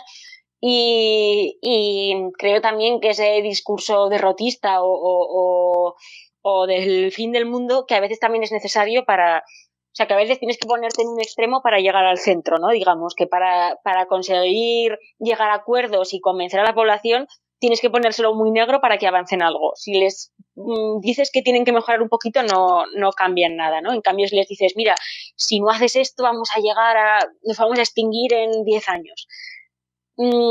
Sí que creo que el discurso ecologista tendría que tener más cabida, pero también creo que el discurso, o sea, que el ecologismo es muy amplio, ¿no? Que es que no podemos meter a todos los ecologistas en un... Bueno, prueba de ello es Ecologistas en Acción, que allá hay más bandos y más ideas diferentes y más de todo, ¿no? Cada tema, agroecología, pues hay quien lo ve a favor, quien lo ve en contra. Energías, unos ven unas cosas, unos van por macroproyectos, otros no. Ecofeminismo, ¿no? También pues hay quien dentro del movimiento ecologista de Ecologistas en Acción está súper en contra del ecofeminismo porque no le ven el sentido, porque, bueno, creo que eso no va a cambiar nunca y que es extrapolable a todos los movimientos de todo el mundo. Seguramente, si fuésemos a una reunión de uno de los, yo qué sé, de lobbies del petróleo, también cada uno tendría su forma de ver el mundo de una manera que entre ellos serían cosas completamente opuestas y que para nosotros nos parecerían nimiedades, ¿no? Yo creo que lo bueno es que hay debate y que se va avanzando muy lentamente, pero sí que se va avanzando. También es verdad que a mí lo que sí que me preocupa es que cada vez somos más individualistas, nos cuesta más intercambiar ideas con los demás y llegar a puntos de encuentro, nos cuesta más el diálogo, cuando ese diálogo no va hacia lo que nosotros queremos, ¿no? Y también creo que estamos dejando perder mucho saber tradicional y que no podemos pensar siempre que lo que venga en el futuro va a ser mejor. Que tenemos que guardar un poco de todos esos saberes que nos han permitido vivir durante siglos y siglos y llegar hasta aquí, porque en los últimos 100 años hemos cambiado, la sociedad ha cambiado drásticamente, ¿no? Las formas de vida, las formas de relacionarnos, las tecnologías, todo, ¿no? Y entonces, pues creo que sí que tenemos que avanzar por ahí. Me he ido un poco de la pregunta original, pero, pero bueno, eso, yo creo que el movimiento ecologista sí que tendría que tener más cabida, pero lo que decimos, ¿no? Es que el movimiento ecologista es tan amplio que igual a mí, a los que me gustaría que les dieran voz, no son a los que luego les dan voz, ¿no? Lo mismo que comentábamos antes del Miteco, que bueno, no sé. ¿Crees que quizá habría que caminar hacia una fusión, una síntesis más virtuosa de ambas corrientes, ¿no? De este Green New Deal más populista y la otra versión, digamos, más decrecentista? Sí, o sea, yo creo que tendrían que intentar dialogar, ¿no? Pero también creo es que no nos queda otra que decrecer. O sea, eh, que, que los dos movimientos pueden intercambiar muchas cosas y beneficiarse el uno del otro, pero es verdad que estamos en un punto en el que no nos queda otra que decrecer. Que decrecer también mucha gente se piensa que es volver a los neandertales Claro. y no. No, es un poco de decir, bueno, Un poco después, ¿no? exactamente, un poco después. No, es un poco de poner freno, ¿no? De limitarnos como sociedad, de no cambiar de móvil cada 2 años, y bueno, y ver que con menos podemos vivir igual o mejor, incluso. Claro, yo creo que sobre todo eso, ¿no? Quiero decir, esto no se sale un poco de la pregunta, pero creo que sirve para entenderlo un poco, ¿no? Con que nos venden motos. Nos venden motos y las compramos todas. Con que, ¿no? Con que el progreso consiste pues en avanzar muy rápido, en producir muy rápido y en avanzar tecnológicamente muy deprisa, ¿no? Y eso se traduce en que nuestras vidas son siempre muy aceleradas, muy consumistas y son siempre en Madrid o en Barcelona o en la gran urbe. Inserte usted aquí la gran urbe que mejor le parezca, de más de 3,5 millones de habitantes. Y para muestra un botón, ¿no? Una amiga mía se mudó a Madrid a trabajar y un año después de que se fuera a Madrid quedamos un día a tomar algo y me dijo, ¡buah! Es que es una maravilla Madrid porque hay un montón de teatros y puedes ir al teatro todas las semanas. Y yo era como, bueno, yo esta ya me la sé. Y le pregunté, pero ¿cuántas veces has ido al teatro este año? Y me dijo, no, ninguna. Digo, claro, es que con lo que te gastas en alquiler, la precariedad en la que vives y que dedicas 2 horas al día mínimo en transporte público, en ir y venir del trabajo, quiero decir, ya puedes tener la calle llena de teatros, que irá más al teatro una persona de un pueblo de Teruel que vaya un fin de semana a Madrid a gastarse Sí, el eso dinero sí, que gastas en alquiler que tú. Totalmente. Entonces, pues yo creo que con lo que tú comentas, ¿no? Con el decrecentismo también nos han vendido eso, ¿no? Es decir, bueno, con lo contrario al decrecentismo, ¿no? Con que el progreso es lo mejor, ¿no? Es una maravilla. Y seguramente en un mundo en el que decreciéramos un poco bastante, quizá todos tendríamos una vida mejor, más tranquila, con más salud mental.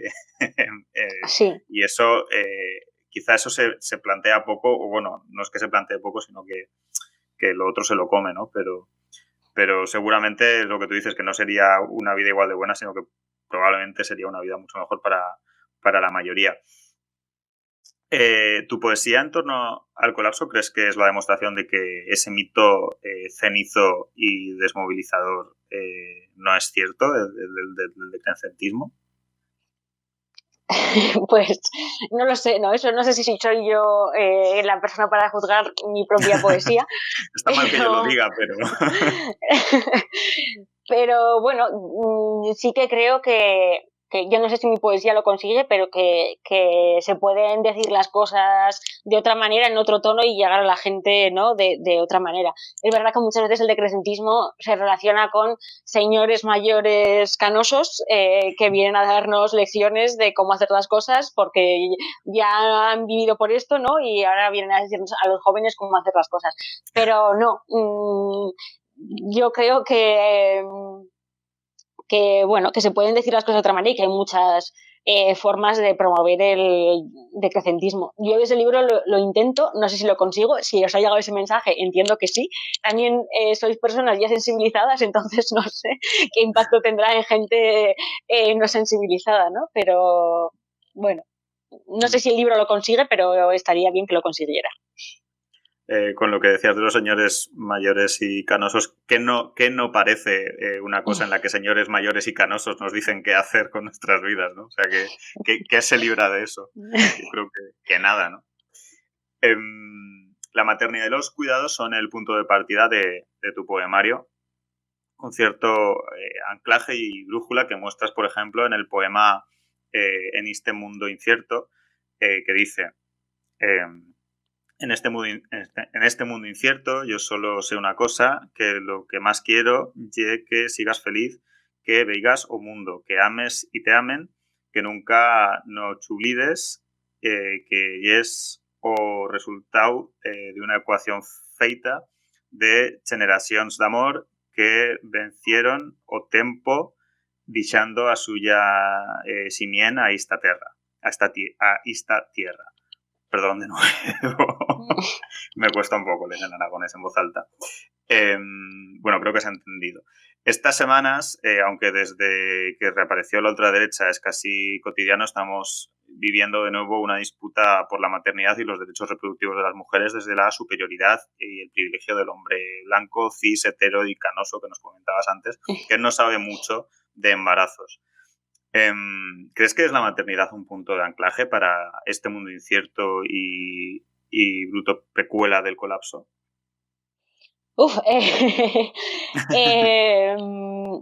Yo creo que la maternidad por lo menos lo que hace es que te hace ver las cosas ya no por ti sino por otros, ¿no? El centro de tu vida ya no eres tú, sino que es otra persona.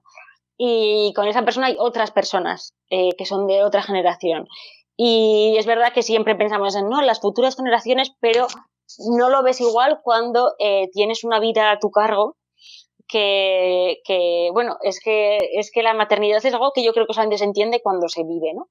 Y bueno, creo que sí que es un punto de inflexión importante. También creo que es tan importante y remueve tanto emocionalmente que es un punto de chantaje muy fácil, ¿no? Entonces, esto que propone hacer Vox, que es una medida con la que yo estoy muy indignada, obviamente, ¿no? Como casi todo el mundo, pero me parece muy fuerte, por ejemplo, que en un embarazo normal y corriente no te hagan ninguna ecografía de estas en 3D o 4D o no sé cómo lo llaman, y que si quieres abortar te hagan la ecografía, ¿no? Y dices, pero vamos a ver, pues haz la ecografía todas. Yo también quiero, cuando estoy embarazada, ver a mi bebé en 3D, 4D o lo que quiera que sea y ver que está todo correcto, ¿no? Porque solamente...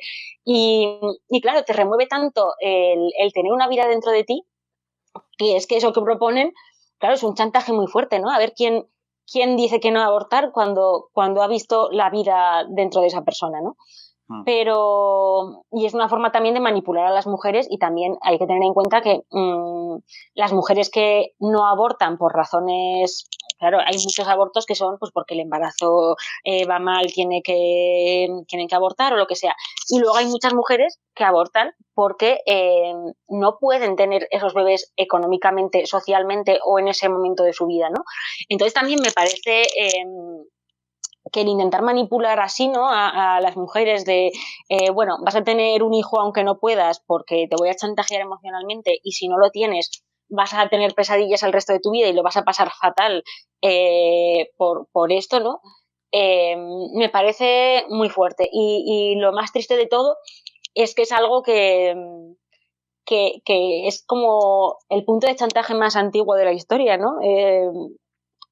Claro, antes no era tan fácil abortar como ahora porque no era tan seguro como ahora, pero sí que las mujeres pues les quitaban a sus hijos para que hiciesen lo que ellas quisiesen, ¿no? Es también un poco lo que hacen los osos, que para que las osas les hagan caso les quitan a los bebés, ¿no? Y es una forma de manipular a las mujeres muy fuerte y que llevamos toda la historia con ella. Y me estoy yendo otra vez de la pregunta original, pero bueno, yo creo que sí, que la maternidad es un punto de anclaje muy fuerte y que por desgracia no creo que... Uy, no sé si se me va, porque a veces... Sí, no se te escucha, se escucha bien. Vale. Eso, que va a seguir siendo un punto de manipulación a las mujeres y sobre todo, pues como decíamos, ¿no? Suelen ser hombres los que toman esas decisiones y los que toman decisiones por las mujeres y deciden si pueden abortar o no pueden abortar o si pueden ser madres libremente o no.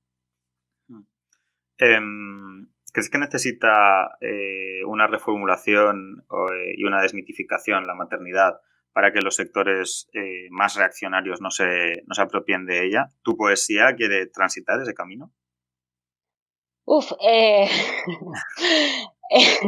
Siempre preguntas sencillas en Radio Monotone. Sí, totalmente. Yo ya os he dicho que ya a estas horas estoy un poco espesa ya. A ver, yo creo que es que ningún sector puede apropiarse de la maternidad. Es que la maternidad es algo de todo el mundo, ¿no? También creo que en los últimos años se ha dado un movimiento de madres muy alejadas de la extrema derecha, que reivindican mucho la maternidad tradicional en el sentido de recuperar la lactancia, esa lactancia de por lo menos 2 años de lactancia, ¿no? Que es algo que el sector conservador, a pesar de ser muy conservador, no defiende mucho ni da muchas facilidades tampoco para la lactancia, ¿no? Ahora, si mi poemario busca eso, no, yo no lo sé. Yo creo que mi poemario, más que dar lecciones sobre maternidad, lo que busca es pensar o reflexionar sobre las generaciones que vienen, más que apropiarse del discurso de maternidad, etc. Claro, Otra cosa es que también tenga ese efecto, eso ya no lo sé, pero no... Claro, pero cuando sabes que después de ti no vas a dejar, o sea, quieres dejar un mundo mejor, ¿no? Al final para tus hijos y tus hijas, entonces, ¿no? Supongo que quizás está más planteado desde ese punto de vista. Exactamente, sí, más que, o sea, yo lo que veo es que estos sectores más reaccionarios a ultranza de ciertas maternidades, o digo ciertas maternidades porque sí, defienden mucho el que las mujeres tengan hijos, pero luego no dan facilidades para ello, ni piensan en el futuro que van a dejar esas generaciones. De hecho, todo lo contrario, ¿no? Impulsan la destrucción absoluta en el mínimo espacio de tiempo, les da igual que esos niños luego vayan a poder tener una vida decente o no. Entonces creo que los conceptos son un poco distintos, ¿no? Yo defiendo que quien quiera ser madre pueda serlo.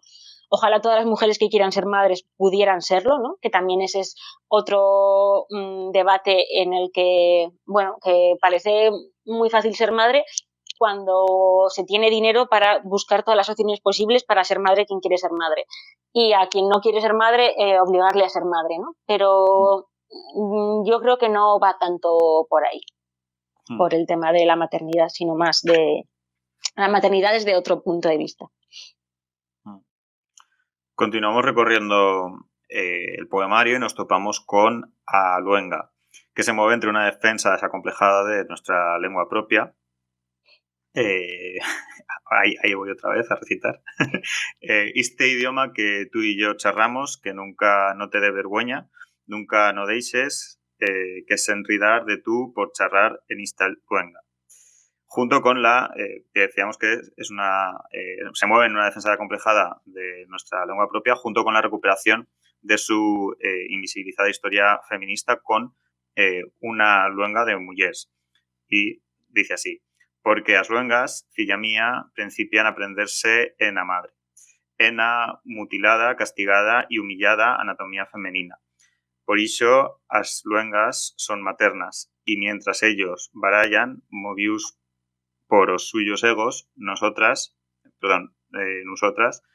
diximos parolas, versos, vidas, territorios. Ellos matan a luenga, nosotras, dende o nuestro silencio, invisibles, la conservamos.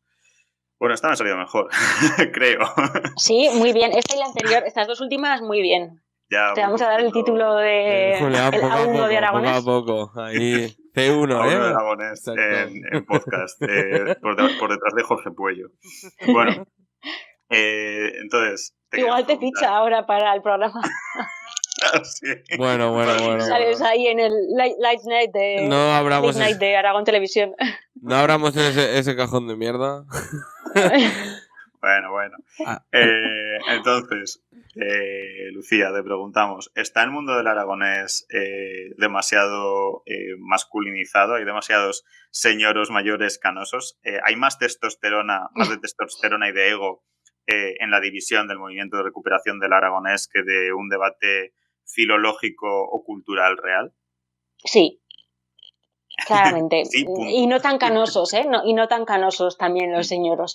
Pero sí, sí. Creo que ya en las preguntas anteriores también lo he ido sacando, ¿no? Es una lengua que hablan mucho mujeres. Antes, por ejemplo, cuando me preguntabais por si hay mucha división entre parlantes nativos y neohablantes, entre las mujeres, desde luego que no. Entre hombres hacia mujeres neohablantes, tampoco. Ahora bien, los hombres neohablantes muchas veces no todos, pero sí que se dan bastantes casos de hombres que van como con una superioridad de, no, es que yo he estudiado también esta lengua a nivel lingüístico, a nivel de no sé qué, y esto que estás diciendo tú es que has perdido ya esta variedad, porque, bueno, ahí, claro, ahí se crean muchos recelos, ¿no? Que es algo que ha pasado históricamente con el aragonés, y luego, pues sí, yo veo mucha testosterona.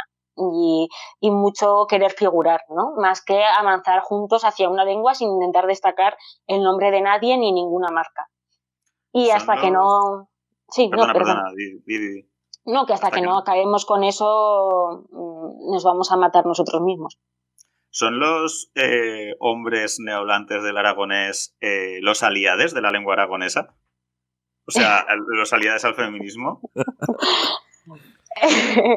Los hombres neohablantes del aragonés, los aliados del feminismo. Sí, o sea, ¿no? El típico... Se pintan las uñas con cuatribarradas. Sí, el típico macho feminista. Eso, pues sí.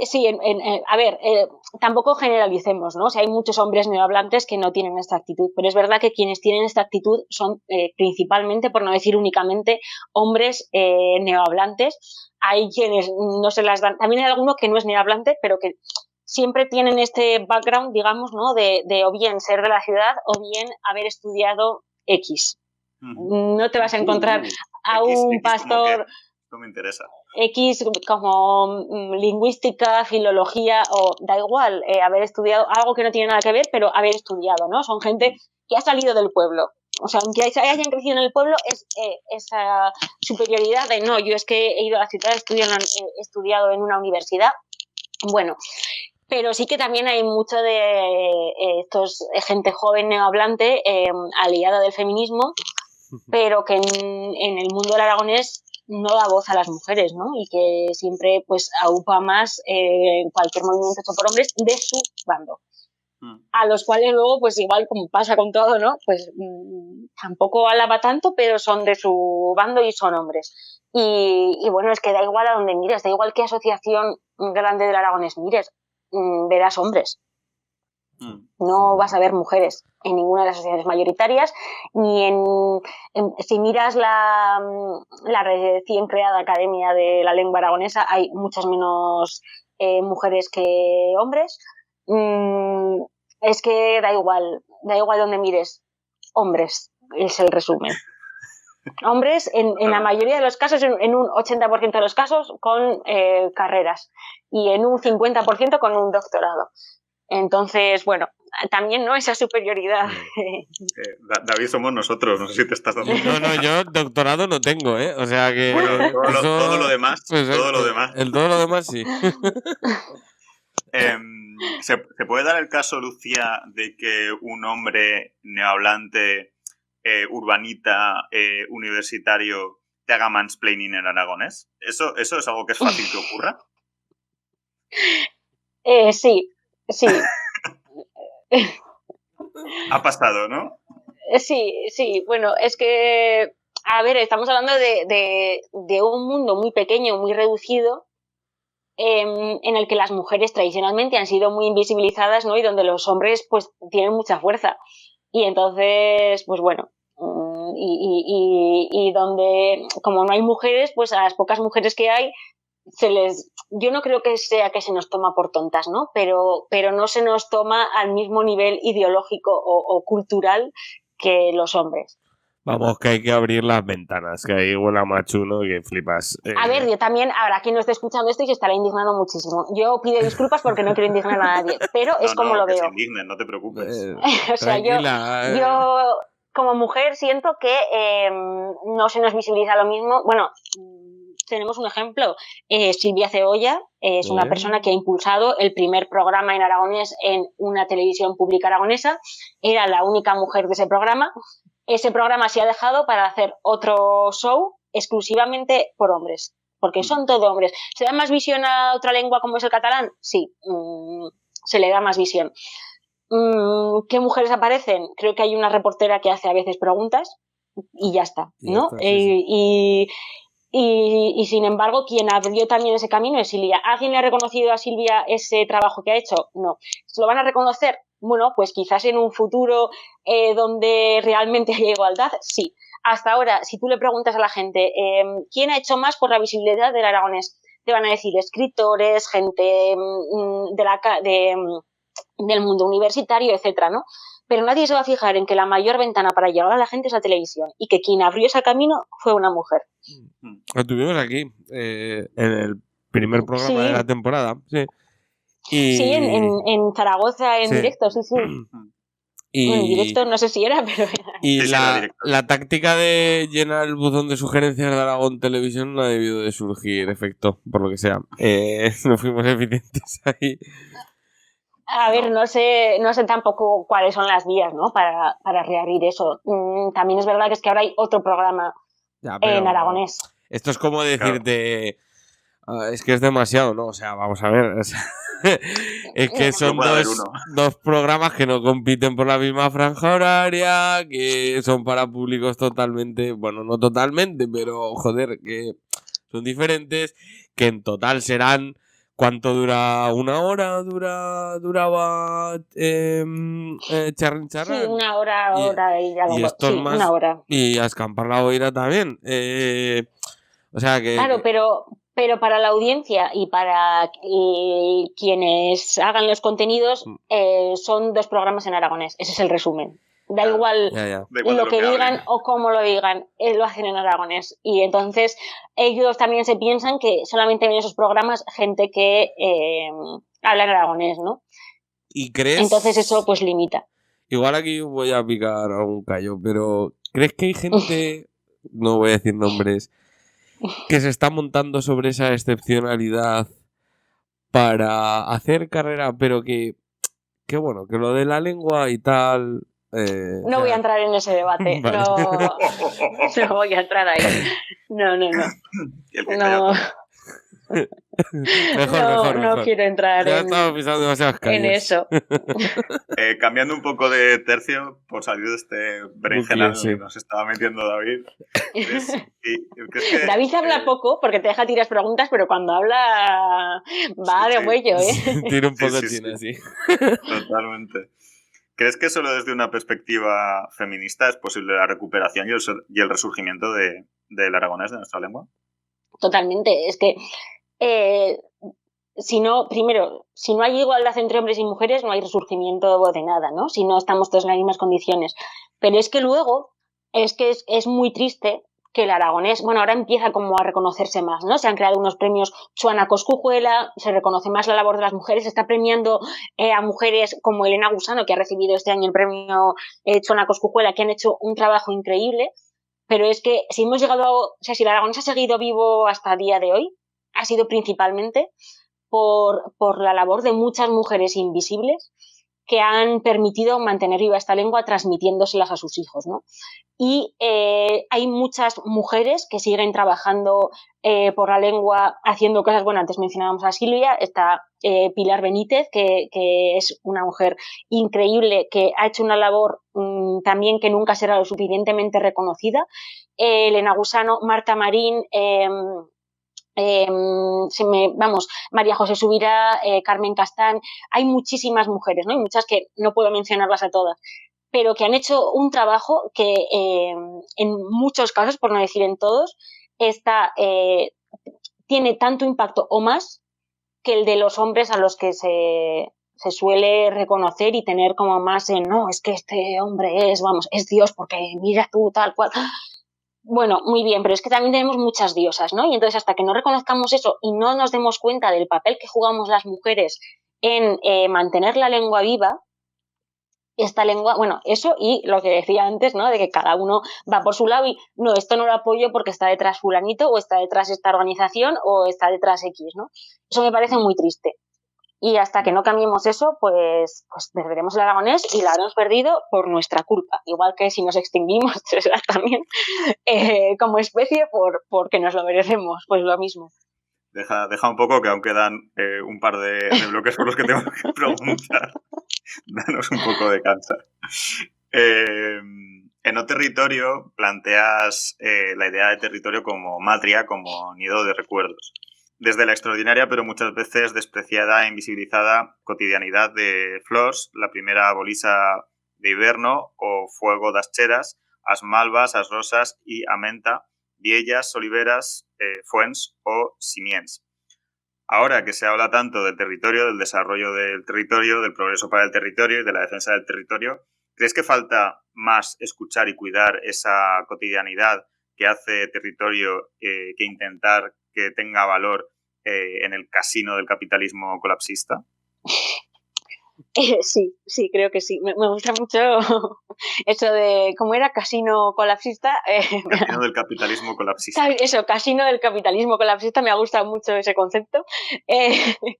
Sí, totalmente. Creo que bueno, pues que hay que centrarse en las pequeñas cosas, en el día a día y sobre todo en escuchar a la propia gente del territorio, que es quien mejor lo conoce, quien mejor observa los cambios que suceden estación tras estación, año tras año, ¿no?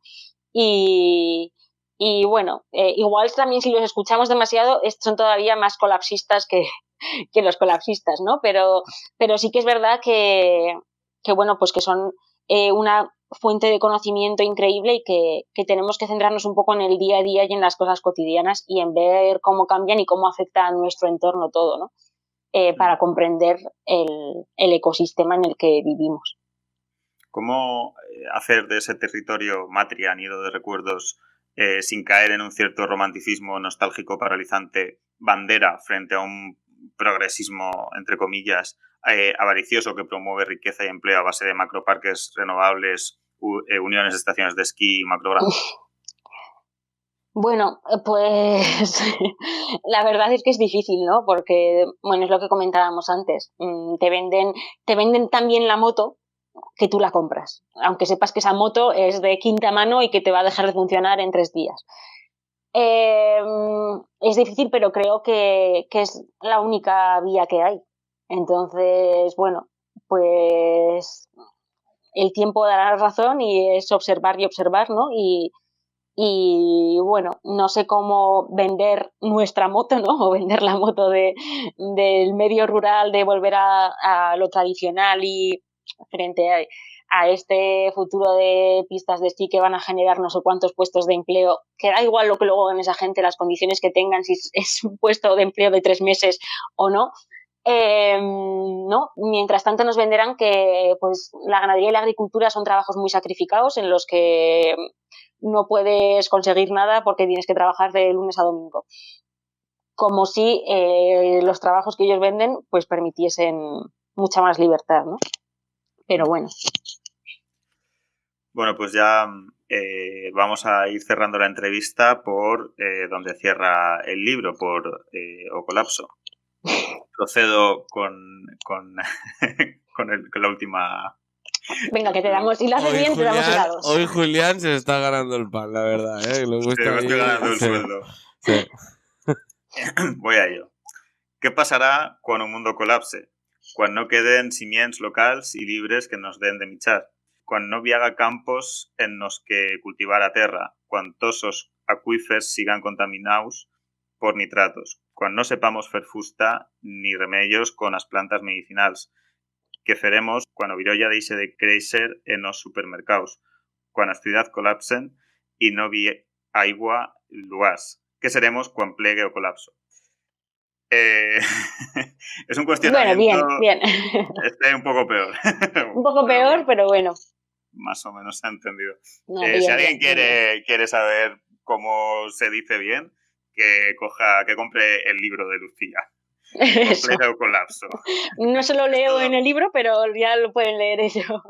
Claro, exacto. Esto es toda una estrategia de marketing para que la gente diga cómo narices estará... ¿Qué narices pondrá? Vamos a comprarlo. Antes hablabas claro, y luego hay que sacar el audiolibro después de esto y ya luego comprueban cómo suena. Como decías, yo no lo hago el audiolibro, ¿eh? Me parece bien, pero yo no lo leo. Antes te hablabas, ¿no?, de la musicalidad y de que podrían ser canciones, etcétera.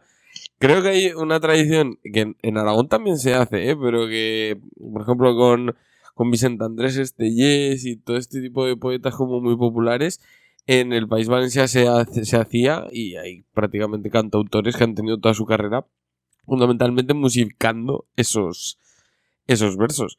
No descartes la idea de hacer ahí una asociación con Elena Martínez, la chica esta de los poemas de Antel Sí, Conte. Elena Martínez. Oye, Sí, pues, yo, mira, si Elena Martínez hace una canción de cualquiera de estos poemas, yo ya pues, me puedo retirar tranquila del mundo. pues Elena Oye. Martínez, ya no te hemos puesto deberes. Eso te iba a decir, podemos hacer desde aquí Un llamamiento. Exacto. A lo mejor, mira, sale de aquí algo, algo interesante. Bueno, pues a lo que íbamos, ¿no? Con estos versos de O Colapso. Es un cuestionamiento del futuro, pero también de un presente que, como solemos comentar en la pregunta de cierre de las entrevistas de Radio Monotes, se sostiene sobre un mundo urbano que pivota sobre la emigración, el desarraigo, el individualismo, la soledad, la inseguridad y el desorden neoliberal de la vida, al que le solemos oponer un mundo rural como espacio de arraigo e identidad, tejedor de comunidades de cuidado y autosuficiencia colectiva ante el abandono del Estado. Te preguntamos, ¿el colapso lo afrontaremos mejor desde esos conocimientos y saberes del territorio, el know-how que dirían los modernos y que tan presentes están a lo largo de tu poesía? Tenía miedo de esta última pregunta viendo las anteriores, que eran más filosóficas y profundas. Sí, creo que necesitamos recuperar todo ese conocimiento ecológico tradicional para poder afrontar el futuro. Y que sin ese conocimiento no vamos a poder llegar muy lejos. Estoy completamente convencida de ello. Y las dos últimas, ¿es la poesía un arma cargada de futuro para afrontar los múltiples colapsos que nos acechan, lingüístico, climático, material, de cuidados? ¿La salida al colapsismo será rural o no será? Sí, la salida del colapsismo, desde mi punto de vista, será rural o colapsaremos. Y respecto a la poesía como herramienta, pues no lo sé, es una herramienta más. Entonces, pues bueno, llegará por lo menos a cierta gente, ¿no? Quizás no todo el mundo, pero todo lo que se hace, da igual el formato, pues yo creo que sí que sirve para afrontar lo que sea. Muy bien, pues con este mensaje un poco más optimista dejamos la entrevista, Lucía, pero como bien sabes, aquí no acaba el sufrimiento monoter. Para cerrar, David nos trae uno de sus jueguecicos. ¿Nos traes hoy, David? Así es. Miedo me da. Miedo me da, tampoco mucho, no te apures. Hoy hemos charlado ampliado y profundamente del colapso. Hemos tardado también en la editorial, aunque la grabaremos después de esto, de otro tipo de colapso. Entonces, qué mejor manera de cerrar el programa que jugar a ver cómo de colapsistas sois, ¿vale? La idea es bastante sencilla. He soltado 3 temas al que le damos una serie de declaraciones. Y en función de la que más os apañe, de colapsista o no, o de lo que entendéis vosotros por colapsista, porque como es un término que dirían los modernos, un significante vacío, donde se vuelcan muchas cosas, pues tendréis una puntuación u otra, ¿vale? Julián, no vale que mires el guión. Primer aviso. Entonces, en función de eso, cada respuesta tiene una puntuación que se medirán taibocos, ¿vale? Que desde Radio Monotes hemos ofrecido la idea como la unidad de medida internacional de colapsismo, o en su defecto como la moneda libre que necesitaremos cuando el colapso climático haga que todos vivamos en comunas autogestionadas en mitad del rural, ¿vale?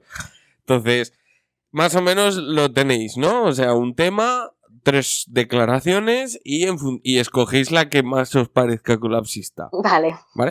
Vale, correcto. Pues vamos con la primera. Transición energética. La primera declaración es: se acabó lo de alimentar con nuestros recursos las economías de otras regiones. Estamos generando mucha energía renovable, pero se acabó el colonialismo energético al que estuvimos sometidos en el pasado. Con nuestro viento y nuestro sol queremos dotarnos de un sistema energético propio. ¿Vale? Primera declaración. No os voy a decir quién es, ¿vale? Pero más o menos os podrá sonar. B, la segunda. Pero luego el drama del territorio son las renovables. Puntos suspensivos. Por comparar, 44.000 hectáreas es casi la mitad de superficie que necesitamos para fotovoltaica de aquí a 2030. Sí, 2030. Planificación democrática para hacer sostenibles y compatibles los sistemas energéticos y agrícolas. Esto se decía en referencia a la noticia de que el cultivo del pistacho había pasado de las 1.200 hectáreas a las 44.000 en 2020, ¿vale? Entonces hacía un poco la comparación entre renovables, monocultivos y la insostenibilidad, ¿vale? Tampoco sabemos quién... No, lo voy a decir porque si no... O sea, vosotros solo quedaros con la declaración. ¿Vale? C, la última. Esto es una barbaridad. Las moratorias solo benefician a las empresas de gas petroleras y son incompatibles con frenar los peores impactos sociales, económicos y ambientales del cambio climático, también en Euskadi. Y hacía referencia a que el sindicato ELA había exigido que se paralizaran todos los parques eólicos en Euskadi hasta que se aprobase pues un plan de ordenación, ¿vale? Locos, llámalos locos.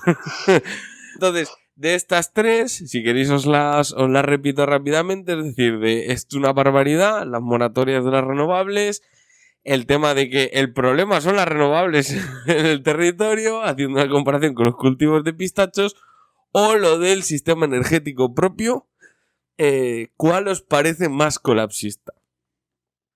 Ay, pues... ¿La segunda? La segunda era la del pistacho, ¿no? Sí, pero luego el drama del territorio pero la primera a mí me ha sonado muy lambaniana y yo siempre he puesto por Lamban. Siempre he puesto por Lamban. Correcto. De concursos, en este tipo de concursos Lamban always. Siempre cotiza alto, exacto. Le he puesto 5 taibocos. Porque ¿puede haber algo más cercano al colapso que ceder la transición energética al lambanato y su política de alfombra roja a los inversores? Yo creo que no. O sea, ya la transición energética era dejar todo en el mercado, pues aquí es todavía más. Entonces, es insuperable. O sea, eso te conduce al colapso inexorablemente, ¿vale? Entonces, tú, Julián, ganas un taiboco, ¿vale? Porque has escogido la segunda. Creo que he entendido mal la... No. Estoy cansado hoy. O sea, claro, es que si explico la gracia, pierde la gracia el juego. Claro. Entonces, la segunda que has escogido es lo del tema de los pistachos, pero luego el drama del territorio son las renovables y comparando aquí las hectáreas que dedicamos a una cosa y a otra, ¿no? Y bueno, bastante mofalo de la planificación democrática. Esto lo dijo Héctor Tejero, uno de los principales apologetas del Green New Dealismo, que ahora ha encontrado, está como muy obsesionado, vive en Madrid, pero está muy obsesionado con las movilizaciones del territorio en contra, no de las renovables, sino del modelo con el que se está instalando. Pero bueno, aquí hacen un totum revolutum, porque claro, ya saben, si no vives en Madrid y no compartes el ecologismo urbanita, no eres aliade, precisamente, eres un enemigo a batir, ¿vale? Entonces, de momento... 5 puntos para Lucía, 5 puntos. 5 taibocos para Lucía y 1 para Julián. Vamos con la segunda. Es crisis climática y nieve, ¿vale? Uy, también suena muy lambaniano. Efectivamente, aquí esto es más local, ¿vale? Entonces, la primera es, nos hemos cuidado muy mucho en eso. Cuando hablamos de telesillas de Benasque, estamos evitando la subida de vehículos a Cerler. Cuando hablamos de unir Astún y Candanchú, estamos evitando los desplazamientos de esquiadores en coche entre ambas estaciones. Todos los proyectos tienen un alto índice de sostenibilidad. La segunda. A la vista de las imágenes que nos deja #tormenta Filomena, no parece que el cambio climático vaya a suponer necesariamente la desaparición de la nieve. El año pasado ya fue muy pródigo con nuestras montañas en este sentido. Esto ya creo que os lo sabréis de memoria. Esto, sí. ¿Vale? Y la tercera, está demostrado que los valles que tienen estaciones de esquí tienen un mayor crecimiento que los que carecen de ellas. Y no valen, las 3 respuestas son correctas. Hay una que es más. Pero sí, o sea, todas están... Está reñida la cosa. Yo voy a apostar por la B. La B. Pero la A y la C también, la A sobre todo, ojo, pero me voy a quedar con la B. La B. La C, ¿pero puedes repetir?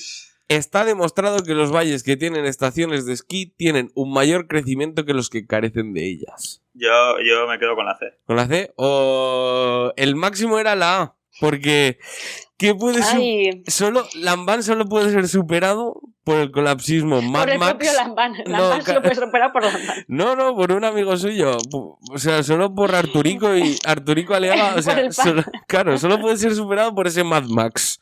Entonces, esas declaraciones la A la dijo Arturo cuando mucho antes de las movilizaciones, hace un año, casi, más de un año, ya esto se discutía en las Cortes de que ya habían pillado fondos para hacer la movida de Castanesa, para hacer la historia de Canal Roya, es decir, que esto viene de largo y era una pregunta en respuesta a una pregunta de Álvaro Sanz diciendo que, pues bueno, que eso de sostenible que tenía porque estaban cascándolo con fondos, como ya hemos explicado, de turismo sostenible. Vale.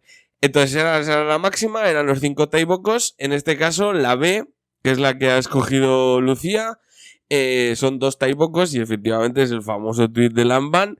Y la tercera, que es la que ha escogido Julián, un taiboco, joder, macho. Voy a apuntar las puntuaciones, ¿Y eso que no lo dices en aragonés? Mira. Cuidado, que si me pongo a leer en aragonés igual te sorprendes. Te sorprenderías. Que yo da clases a Nogara y todo, Poca broma. Ojo. Sí. Vale. Pues nada, tienes 2, Lucía, y ahora, y sumados a los 5 anteriores, 7. Y Julián, pues de 1 en 1, ¿no? Porque en el anterior... Yo estoy pencando fuertemente. Claro.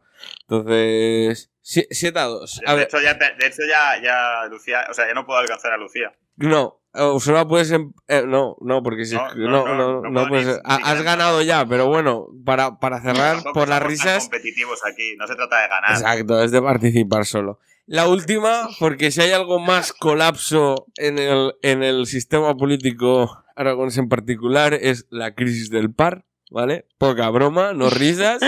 No risas con esto, porque cuidado, ¿vale? Entonces, hay 3 declaraciones que nos ha dejado el sainete que están viviendo. Entonces, pues a ver, ¿cuál os parece más colapsista? La primera, pues claro que estoy afectado. De hecho, incluso ayer estuve en el cardiólogo. Claro que estoy afectado. ¿Vale? Es la primera. La segunda, trasladar la crisis del partido a una institución es vil, ruin, cobarde y dictatorial. Ojo, Cuidado. Vil, ruin se parecía a Mariano Rajoy, pero no. Esto yo creo, están pilladas no de un vídeo, sino de una nota de prensa. Entonces igual ahí, me corregir, habría que verlo diciéndolo a la persona en concreto también. Y C, la última, hay hechos que constatan el pucherazo con afiliaciones en casas patera. Es que esta crisis ha sido muy larga y ha dejado momentos... Yo a mí lo del cardiólogo me ha llegado muy profundamente. Me quedo con la del cardiólogo. A mí la que tiene así más similitud con Rajoy me ha ganado el cocoro. La dictatorial. Pues mira, Julián. Vil, ruin, dictatorial. ¿Por qué he escogido? ¿Por qué le he puesto 5 taipocos a la segunda? Pues porque que pueda haber más colapsista que un tío que te llena el partido. O sea, que te llena el partido de 300 militantes ilegales y luego le pegas la patada. O sea, es que eso ya es que estas declaraciones, para los que lleguen, porque hay mucha gente que se han perdido capítulos en la historia del par. Bueno, pues estas semanas Arturo Aliaga ha escrito una carta a la Diputación Provincial de Teruel, al presidente de la Diputación de Teruel, diciéndole que tiren a uno de sus compañeros del alma en todo esto, que ha sido Alberto Izquierdo, que era vicepresidente de la Diputación y secretario general, porque presentaron el recurso del Congreso pasando de Aliaga. Entonces, pues bueno... Y Lucía, tú te quedarías con 2 taipocos. Era muy buena.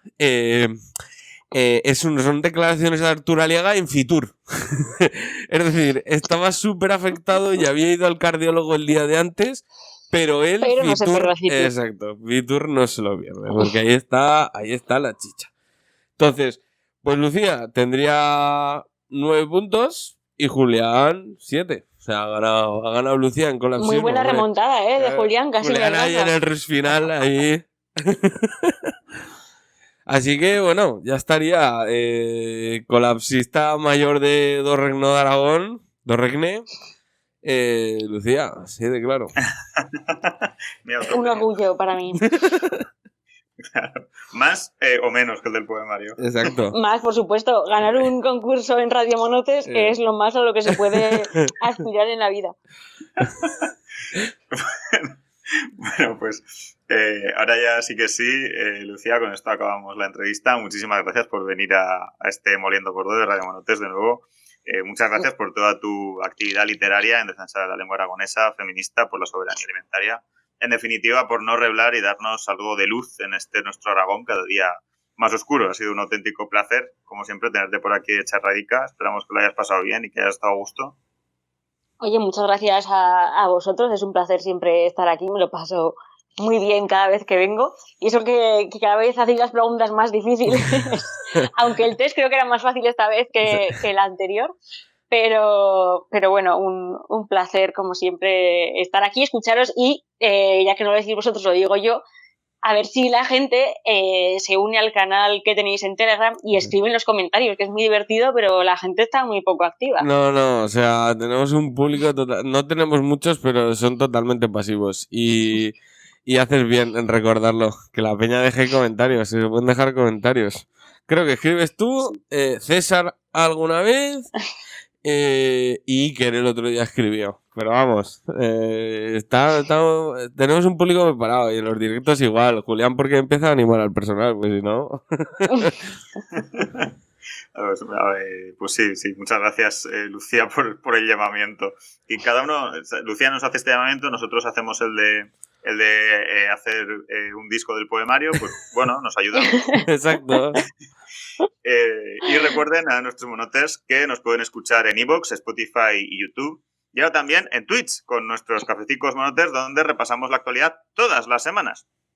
Y además pueden apoyarnos económicamente haciéndose monotes en Patreon, donde, aparte de darnos unas monedicas para sostener esto, podrán acceder a contenido en exclusiva, adelantos de programas, merchandising exclusivo, fiestas monoteras y muchísimas cositas más. Con esto nos despedimos hoy, desde Radio Monotes, el podcast de política turolense que nadie se atreve a hacer. Nos vemos la semana que viene. ¡A plantar fuerte!